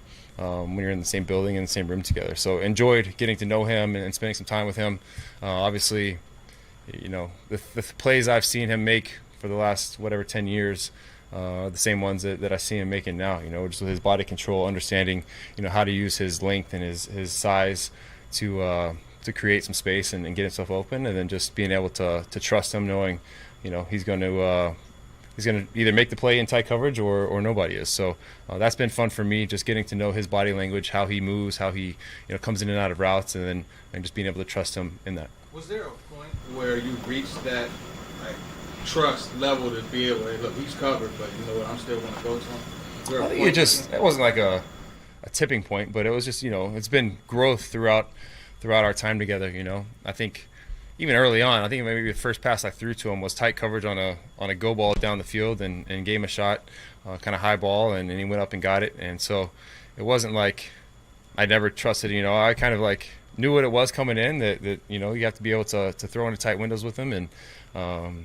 trust him to go make the plays. Now we have the reps kind of stacked up now where I've seen him make it. I've been able to put those balls in spots where he's been able to get them. So excited about where he's at and where we can go moving forward. Traylon and Kyle go down, and what are you trying to tell those guys to keep them encouraged, stay with it, so when they are back, they'll be ready to go? Yeah, injuries are tough, man. You don't ever want to see anybody go down at any point, but to have those two guys go down pretty close together there is tough. We're trying to stay positive with them. They're not going to be hopefully not extended amounts of time, but whenever they're ready, they'll be back, and excited to just try to help out as much as I can, keep them engaged through the process. I think that's a big thing, is when you're injured, you're not with the guys in the practice field. Sometimes you're missing meetings, you're getting extra treatment, so you don't feel as in tune with everything going on. So just being intentional about trying to keep those guys engaged with what we're doing and subtle changes that we make along the way. That way when they come back, they're ready to go. Have you seen Will handle that this week? His first kind of brush with injury as a pro. How's he kind of handled staying involved? Yeah, I think he's done a good job. He's seemingly stayed involved. He's engaged in the meetings, and I think he obviously engaged during practices and then learning from the other reps that we've had out there. So kind of same deal with him.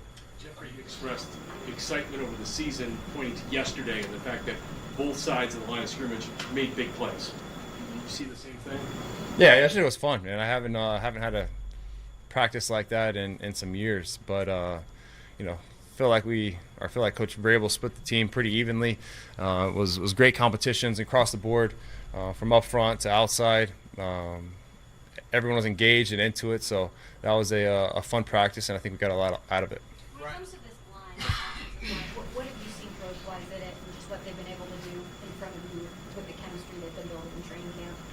Yeah, I've seen a lot of growth, and just the way those guys are playing, I think, over the past week and a half or so, really seen them feel like they've taken a step in the right direction, coming off the football, playing physical, understanding what we're trying to accomplish and how we're doing it. We're doing a lot at this point, and those guys are now seemingly in tune with what we're trying to do and the nuances of the different schemes we're running. So excited for the step that they've taken, and just have to keep the foot on the gas.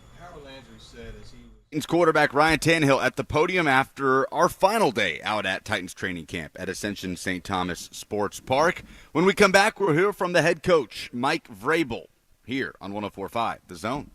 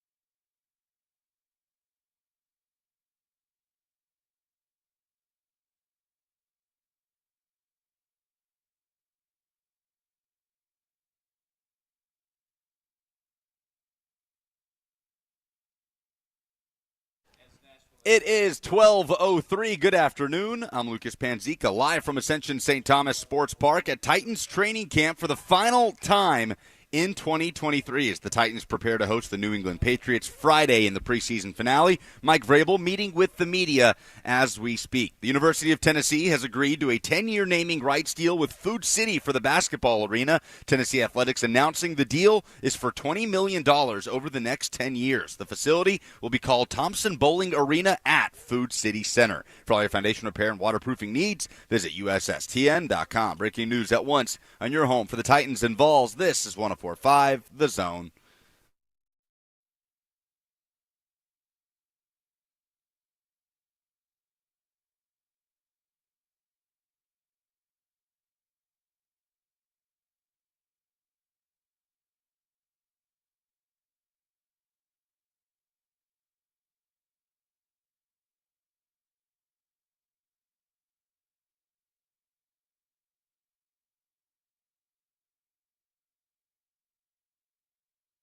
Welcome back. Titans training camp at Ascension St. Thomas Sports Park is wrapping up, at least from our perspective. This is the final time we will hear head coach Mike Vrabel speaking at the podium from training camp. So let's go down to the head coach.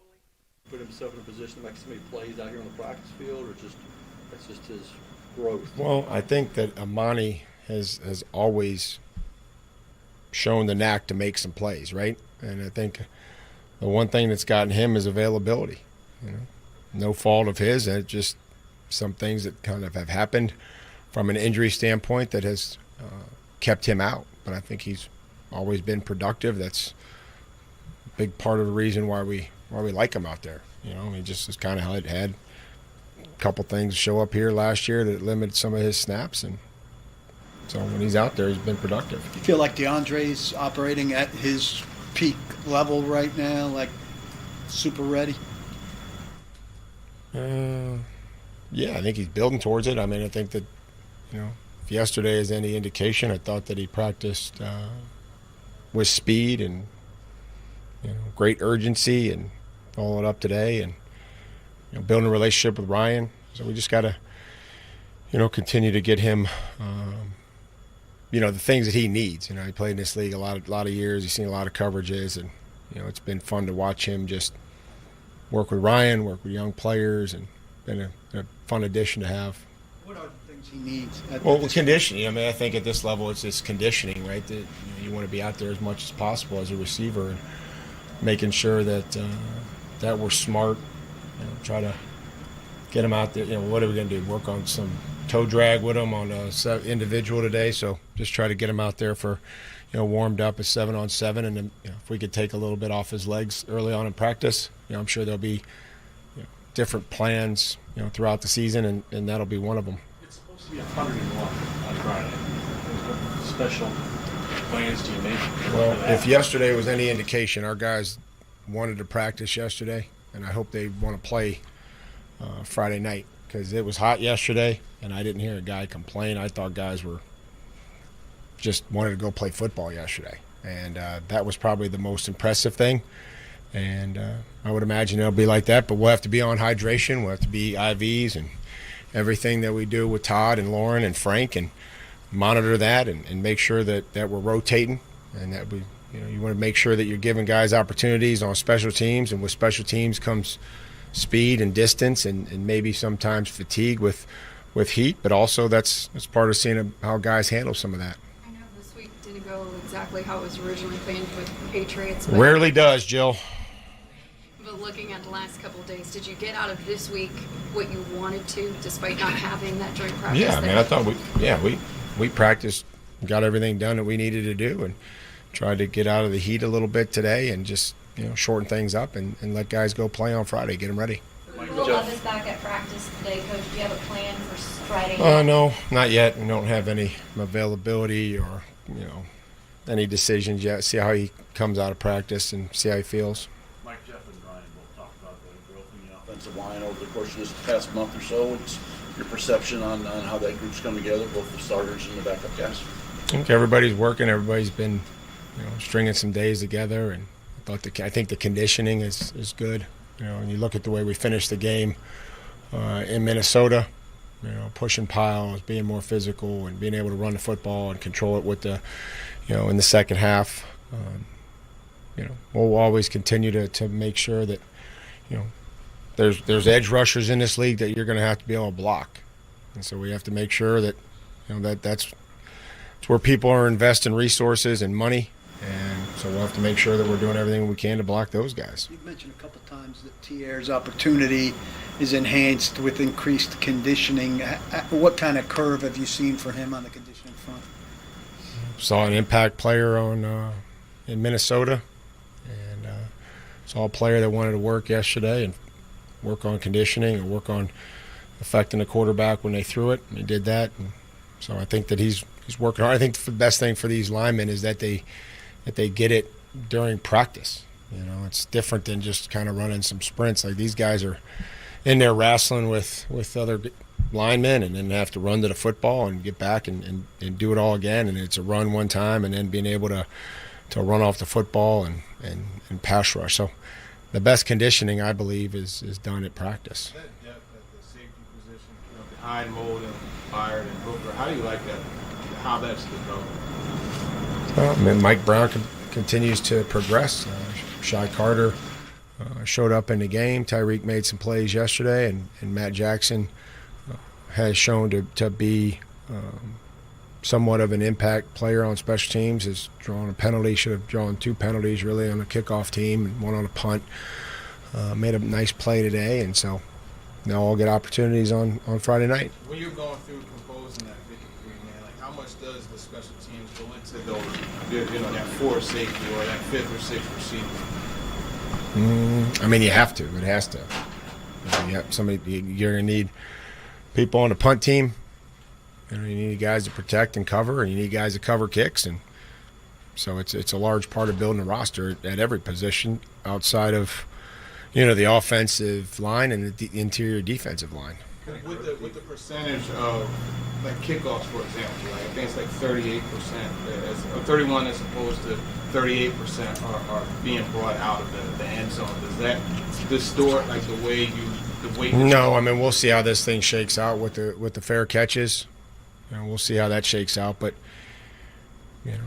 we had 3 kickoffs inside the 20-yard line in the second half last week. So if we can get the ball, a good hang time on the 2-yard line, and we feel good about covering the kicks, then we'd like to do that. So, but if not, then bang them into the end zone and put them at the 25. Well, just more comfort. Just comfort. He's got come to a new team, and again, it's everybody goes through a different transition. Everybody's got a different personality, and I think just a lot more comfort level with. It's been good to see him and Peter build a relationship, in the meeting rooms and that on the field. Was Caleb Murphy running into the pass rusher that we saw the other night? He rushed the passer, coming in. That was something that he could do, and it's done well. And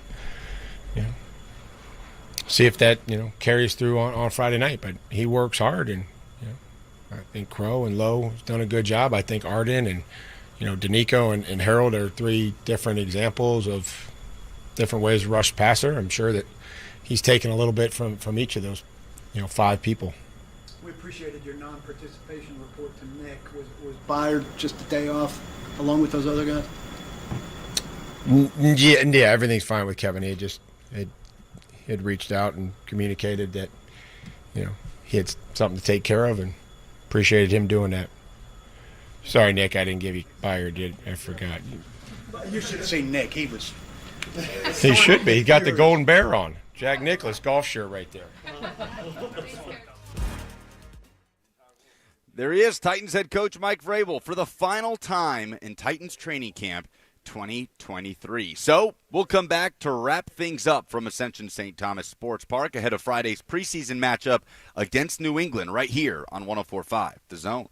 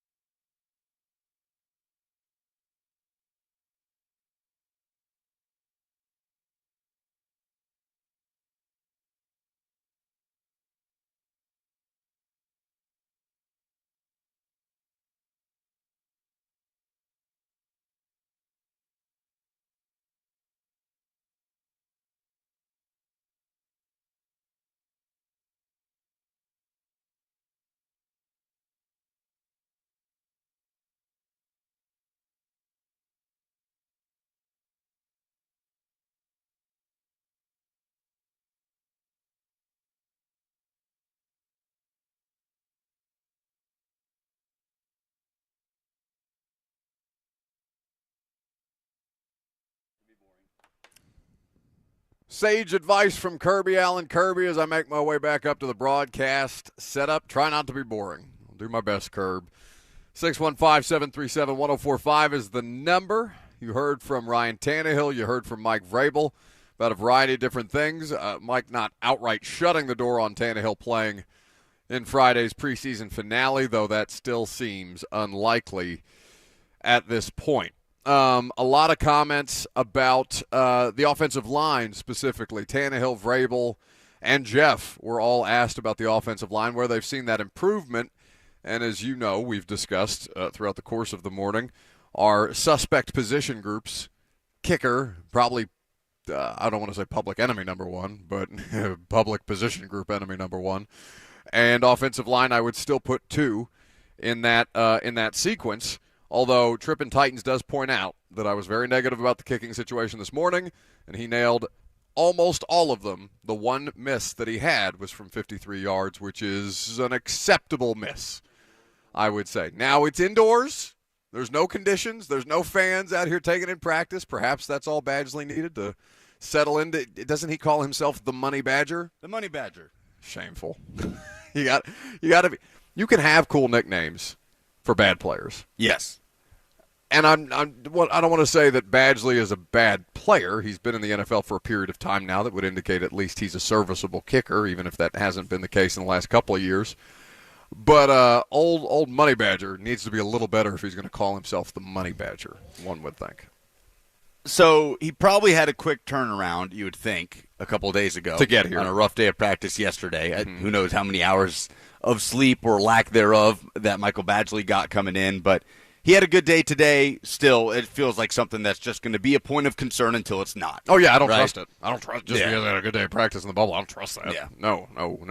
It's concerning until it's not. I'm not retracting my if you want to perceive it as negativity, I think that it's constructive criticism more than anything. Some of you may disagree with me. Perhaps it's just my tone. But, that does not alleviate any concerns that I had this morning. I think that what I saw from him yesterday was jarring enough to make me think, okay, he's going to have to consistently do this rather than have one good day of practice after the fact for me to feel comfortable and confident in that setting. And even then, I may not feel confident and comfortable about the kicking situation. It's been basically a theme here for 4 years. I don't know why that would change my position now as they continue to cycle through them. Some other things from Mike Vrabel's press conference that caught my attention, mostly kind of Mike doesn't like to get reflective very often, reflective in terms of, looking back at the start of training camp, Mike, how would you say that the offensive line group has changed? Or how would you say that the cornerback group has developed?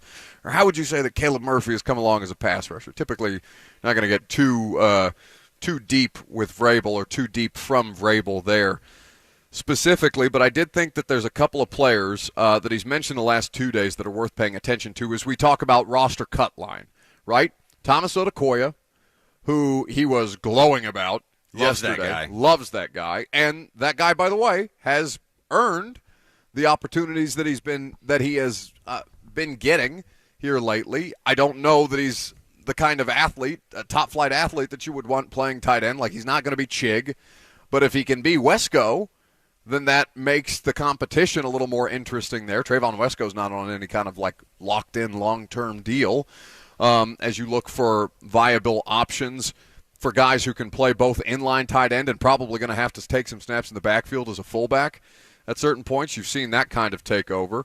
M-Boy says Malik quarterback 1. I would not say that. In fact, that's not the case by any stretch of the imagination. Ryan Tannehill remains the best option for this team at quarterback for the foreseeable future. But I will say that Malik Willis, the progress that he's made has been, in Mike Vrabel's words, glaring to everybody who's watched him. I continue to have a more positive perspective on Saturday's preseason game than it sounds like most people would care to for a quarterback who had 85 passing yards in a preseason or in an exhibition situation. But I think it's two separate conversations. Malik Willis did not, I don't think, give you any reasons to be out on Malik Willis in that performance. No. But like you said he kind of kept going in that straight line, right? Yep. He didn't go really up. He didn't go down. And I think people viewed that as an opportunity for Malik to just grab that job.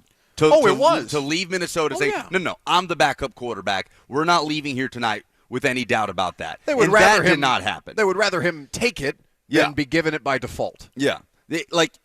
Your defense of Malik, which was correct, was that it was very similar to what we saw in Chicago. Whereas I think the people that were kind of fighting against that were people that wanted to see more tangible improvement in Minnesota than you saw in Chicago. Yeah, it's you want things that you always want the thing that you may or may not get. Like you're not going to change people's. I don't want to call it selfishness. It's reasonable to want your quarterback to take the backup quarterback job to see clear and obvious progress, and in reality, that's not always how it works. This is not like Madden where every week you get a certain amount of points and you can progress your player thusly, right? You can advance his accuracy, you can advance his footwork. I haven't played Madden in 5 years. I assume that's still the way that things like that go. But although I heard some scathing reviews about the new Madden, just that it's kind of hit its plateau. I haven't owned a Madden since 2010. Who was the last Madden cover athlete that you Troy owned? Polamalu. Troy Polamalu? Yes. That's definitely it was like 2010. Madden 11 or 10. I've definitely had one more recent than that, but not much more. I think Brady, after the last Super Bowl, Patriots Brady on the cover was the last Madden that I had. Vrabel did not rule out Ryan Tannehill playing. Did not. On Friday. But did not seem, I don't anticipate seeing him. Yeah. It's, if Levis can go, then it'll be Levis and Malik, and they'll try and get as much snaps out of the guys that they need to see more from, whereas, to hear Mike Vrabel tell it Sunday, Ryan Tannehill, Derrick Henry, DeAndre Hopkins have all played in a lot of football games. Everybody else, basically, who's healthy will have the opportunity to play, including guys like Harold Landry, who we mentioned earlier. I assume you did not play Jeff Simmons' comments? We did not. We were not able to carry Jeff. No. Well, we do have Jeff. We have Jeff. What comments are you I would like to hear from Jeff Simmons about the offensive line, but I don't know that we have that narrowed down specifically. I don't know if that's worth going through a whole Jeff Simmons press conference just to let people hear one clip. But I would be curious to hear, since I didn't hear those comments myself, I would be curious to hear Jeff's assessment of the offensive line and the work that he's been giving them all through training camp. It does seem like they have relished those opportunities and been, while to us it sounds like a daunting and arduous task, because it is, obviously, to go up against Jeff and Tart and Danico and Landry and Key every day, it does seem like they have been, they have taken advantage of those opportunities more than not to try and progress as much as humanly possible as a unit. Vrabel was asked specifically about Andre Dillard, and it's not like they're going to say that they're not going to have positive words to say about him. I just think of all the things on that offensive line, I don't think he's the most suspect, but he's the most important thing on that offensive line that is suspect, if that makes sense. It does feel we are – I think Brunskill's the most suspect. We are disproportionately more confident on the interior of that offensive line than we are on the outside. Well, I'm on the left side. I'm good on the Brunskill experience. Okay, but I just think that's going to be who are you more confident in? Daniel Brunskill at right guard or Chris Hubbard at right tackle? Whose floor do you feel is higher? Ooh, Hubbard at the end of his career, Brunskill. I think it's Brunskill. I don't know. So far in the preseason, it looks like Hubbard, but okay, I'll play along with this exercise if you want. Wait, are you going to make the case for Daniel Brunskill as something that you've got a degree of confidence in? Are you gonna take that stand, are you? I'm just saying I think the biggest question marks are at left and right tackle on the offensive line. I'm going to say left tackle and right guard. I think he's suspect. And I think that, there's – listen, we'll see how it plays out. I don't want to prematurely judge anything, but I think there's been enough of practice and in preseason snaps of him that I come away with thinking, okay, that pressure is in his face in the quarterback's face from the right side almost immediately. And I see Daniel Brunskill on, like I said, he can play 5 positions in the NFL. That is of value. It doesn't make him good at any one of those 5 positions. It just means that he's capable of doing it at a rate that, one might consider passable in today's NFL. I guess the question about the offensive line this season is what's going to be the weakest link, because we've talked about it as they totally revamped this group, right? Like, the only returning starter is Brewer, and he's starting in a different position. It's not something that you can completely overhaul to where you want it in just one offseason. Like, it's going to take 1, 2, 3, I don't know how many offseasons it's going to take to get the Titans' offensive line back to the standard they want it. But in this iteration of it, you expect it to be improved because it's hard to get much worse than when it was at its worst when they were completely injured in 2022. But what's going to be the weak link? Yeah. Well, and I kind of look at it, so the Titans pre-Hopkins, I had no expectations of them. Like, I don't know if they're going to be bad. I don't know if they're going to be passable. I don't know if they're going to be a playoff team. But, like, I didn't have expectations for them until Hopkins came in here. Now I have the expectation that they're going to be a playoff football team. Or that they can be that they are capable of being a playoff football team. Whether they will or not remains to be seen. Of the offensive line, I have no expectation. I have an expectation that there are different players. You are saying that the expectation is for them to be better. That's a reasonable assessment to draw. But I'm coming in saying, all right, I'm clean slate, hear no evil, see no evil. By the time we get out there week 1 against New Orleans, perhaps I'll have my biases removed from what I've seen from this group in training camp, but I have no expectation of this current collection of Titans offensive linemen. There's a couple of comments in the F&M Bank chat, Facebook, YouTube, Twitter, and Twitch. You can also call in, 615-737-1045. What position group do you feel has improved the most in training camp? Which position group do you feel less confident in now that training camp has will as of tomorrow concluded? Just a YouTube commenter that is stupid, but yeah, is the name of the handle. You feel better about Brew than the others? I do feel better about Aaron Brewer. Have you I don't know that you've spent much time individually watching the center and going back and watching any preseason games. He has some really, really nice work in the running game, specifically. I think there's moments when he's going to get tossed back in pass pro, and you're just going to have to live with some of that. But as a run blocker and as a center, I feel a degree, certainly more confident about him now that I've seen him do it on a consistent level and have the benefit of just having that be his everyday job. I feel considerably better about Aaron Brewer as a center than I did as a left guard last year. Trippin' Titans on the F&M Bank chat says, not much chatter about Brewer, so that's good, right? Yes. Agreed. Yes. The linemen that we have talked about most in camp are Andre Dillard, Daniel Brunskill, and whoever is in there at right tackle. That's not a good thing. We haven't talked about Skoronski much, other than when he was on the show. We haven't talked about Aaron Brewer much. That's a good thing. Yep. I do feel like the underrated discussion on this offensive line is we've been so distracted by who's going to be the left tackle, who's going to be the right tackle, real questions to answer that we haven't talked about. So who's going to be this team's swing tackle? I have no idea who the backup is right now at left tackle. At right tackle, is Duncan the guy that's going to play one spot or the other? Well, now it may just be because of the scrimmage, but the second left tackle for the blue team, if the white team was the team that picked first in the inter-squad scrimmage draft, was Justin Murray. He had a nice preseason performance in Minnesota.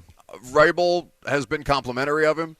I don't know that he supersedes Jalen Duncan after only, we'll call it a week, basically, that he's been on this roster, but that's a name to keep an eye on, Justin Murray. I think that because they have Justin Murray and Jimmy Murray, don't they? There's two Murrays. They're both they're different skin tones, so you can tell them apart. But Justin Murray is the player who has been seeing some snaps at left tackle recently, who was not previously on this roster. So that may be your answer. It may be Jalen Duncan. I don't think he's a swing. I think he's a left tackle, which does not necessarily bode well. He's gotten work at right tackle. He has, but I think the less work that you see him get at right tackle indicates more about how they feel about him at right tackle. And that may just be a this year thing. Who knows? I'm almost more concerned about that. If it doesn't work with Dillard and Hubbard, who in the world is stepping up into that spot? Skoronski just moving out, kicking out to left. That's your break glass in case of emergency. Yeah. I would think. Feel better about that than most other options. Yeah, because at least he knows it, right? At least he knows it. At least he knows the technique. It may take him a minute to readjust after spending the last, we'll call it 4 or 5 months repping at a specific position. Trippin' Titan says Ramon Foster says don't move Dillard out of left tackle yet. Should bring him on to explain. Well, I mean, and it's nothing against Ramon. Like, I don't need Ramon to explain why you shouldn't move Dillard from left tackle. And we'll have Ramon on, and I'd like to have Ramon on a weekly basis now that he's part of the Titans radio broadcast with us. There's never any discussion on that, right? We've never had that conversation. That he needs to be moved? No. Yeah. No. But, should he need to be moved, at what point do you pull the plug is probably how the commenter is approaching this. Yeah, if Andre Dillard's getting moved, it's to the bench, not to another position, right? He's not a right tackle. He's not a guard. That's something that Jeff Stoutland, the Eagles' offensive line coach, definitively figured out. He's a left tackle or nothing. And, the hope is that he's more left tackle than he is nothing, right? So I think that until such time as he becomes untenable, you leave him there. even if it's not great, like even if it's below average, even if it underwhelms you, even if you are frustrated by him at times, I would argue more to leave him there, because don't shift things at two positions to try and overcorrect where it may who's the guy from the league that's always tinkering? Is that the word Ruxin?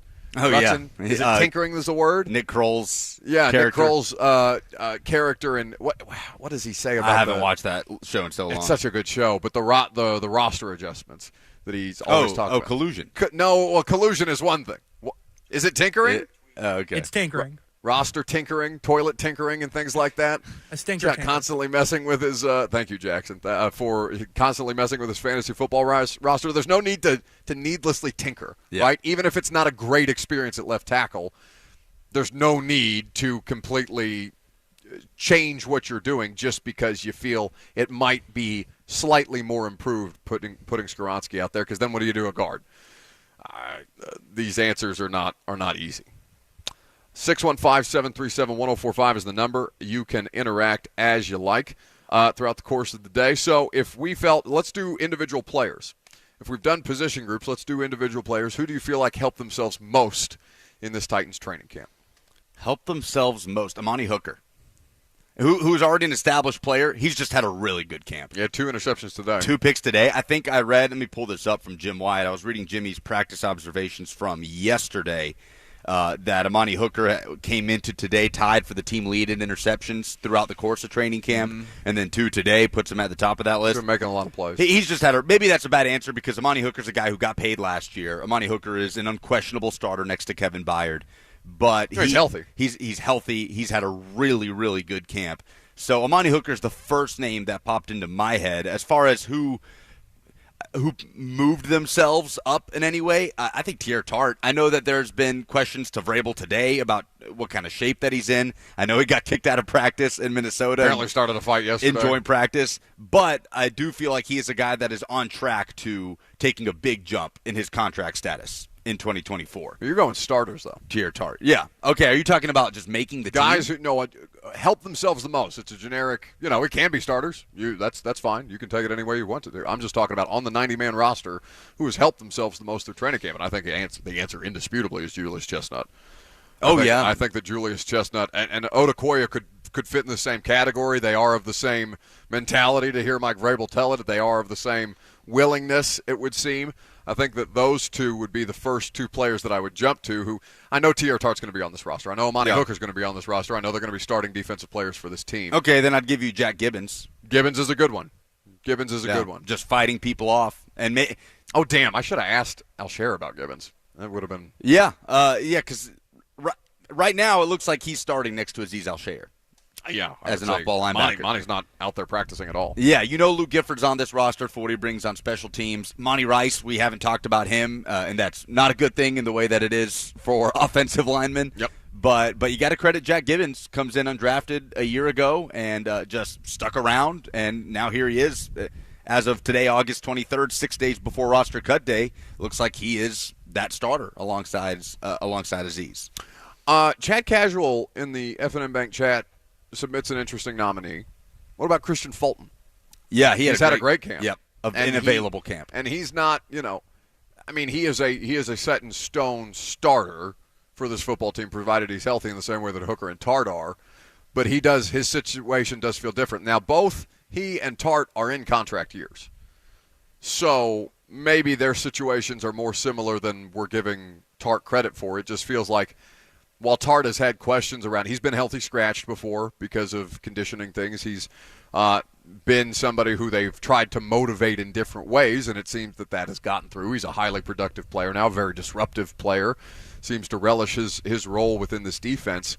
And it's not like Fulton isn't any of those things, but Christian Fulton has a lot to prove in this season, and I do think that a good and available training camp for him means a lot for his status with this team as he tries to earn another contract here. Each of those guys have really set the tone going into the regular season. Obviously, what happens during the regular season is what's going to determine their near future, but they've each gotten off to about as good of a start as you could have hoped in training camp as far as being available and being productive in team drills and joint practices, etc. Haven't seen Christian Fulton in any preseason games. Saw a lot of Tier Tart in Minnesota. It'll be interesting to see if either of those guys play. I imagine Tart would play some against New England.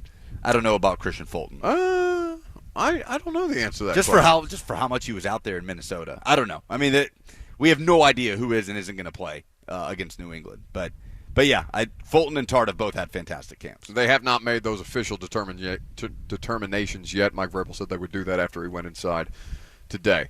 615-737-1045. Last call for phone calls. If you got them, we'll update some polls and get you over to Blaine and Mickey coming up next.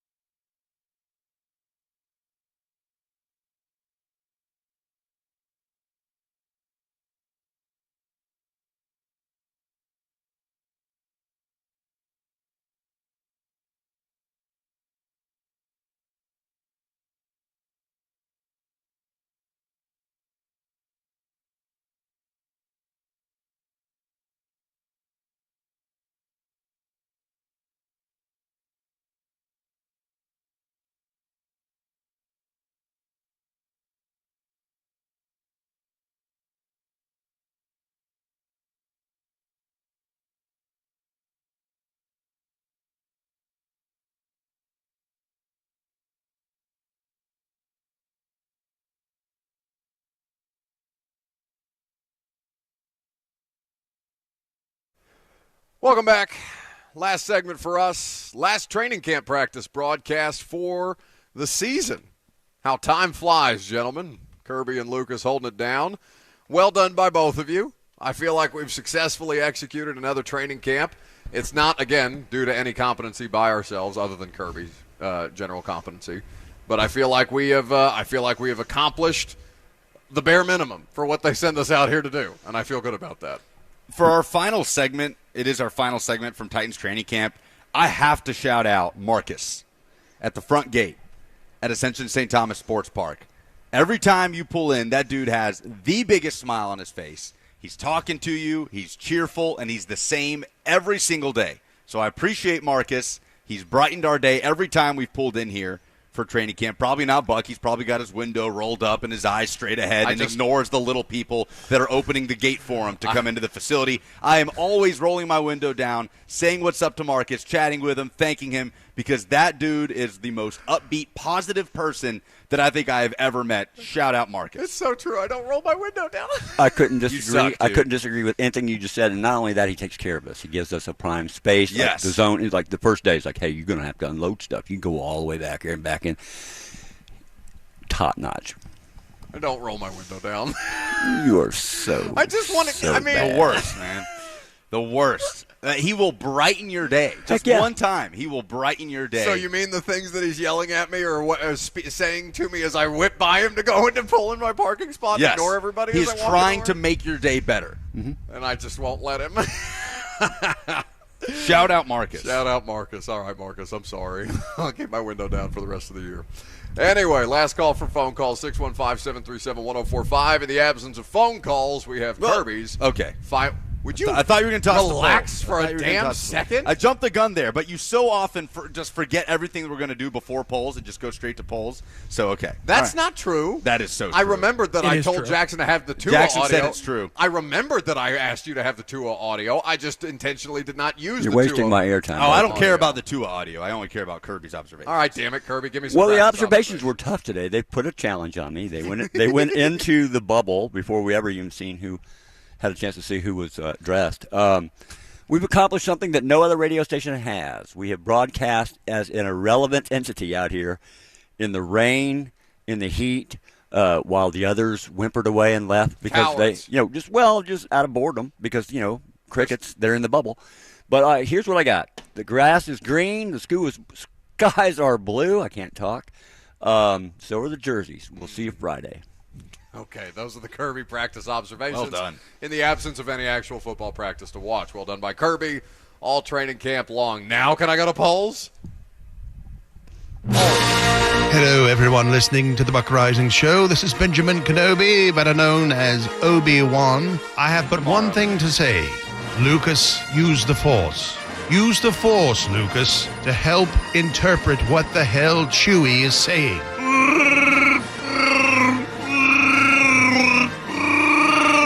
Oh, scrap that rubbish. Lucas, I am not your father.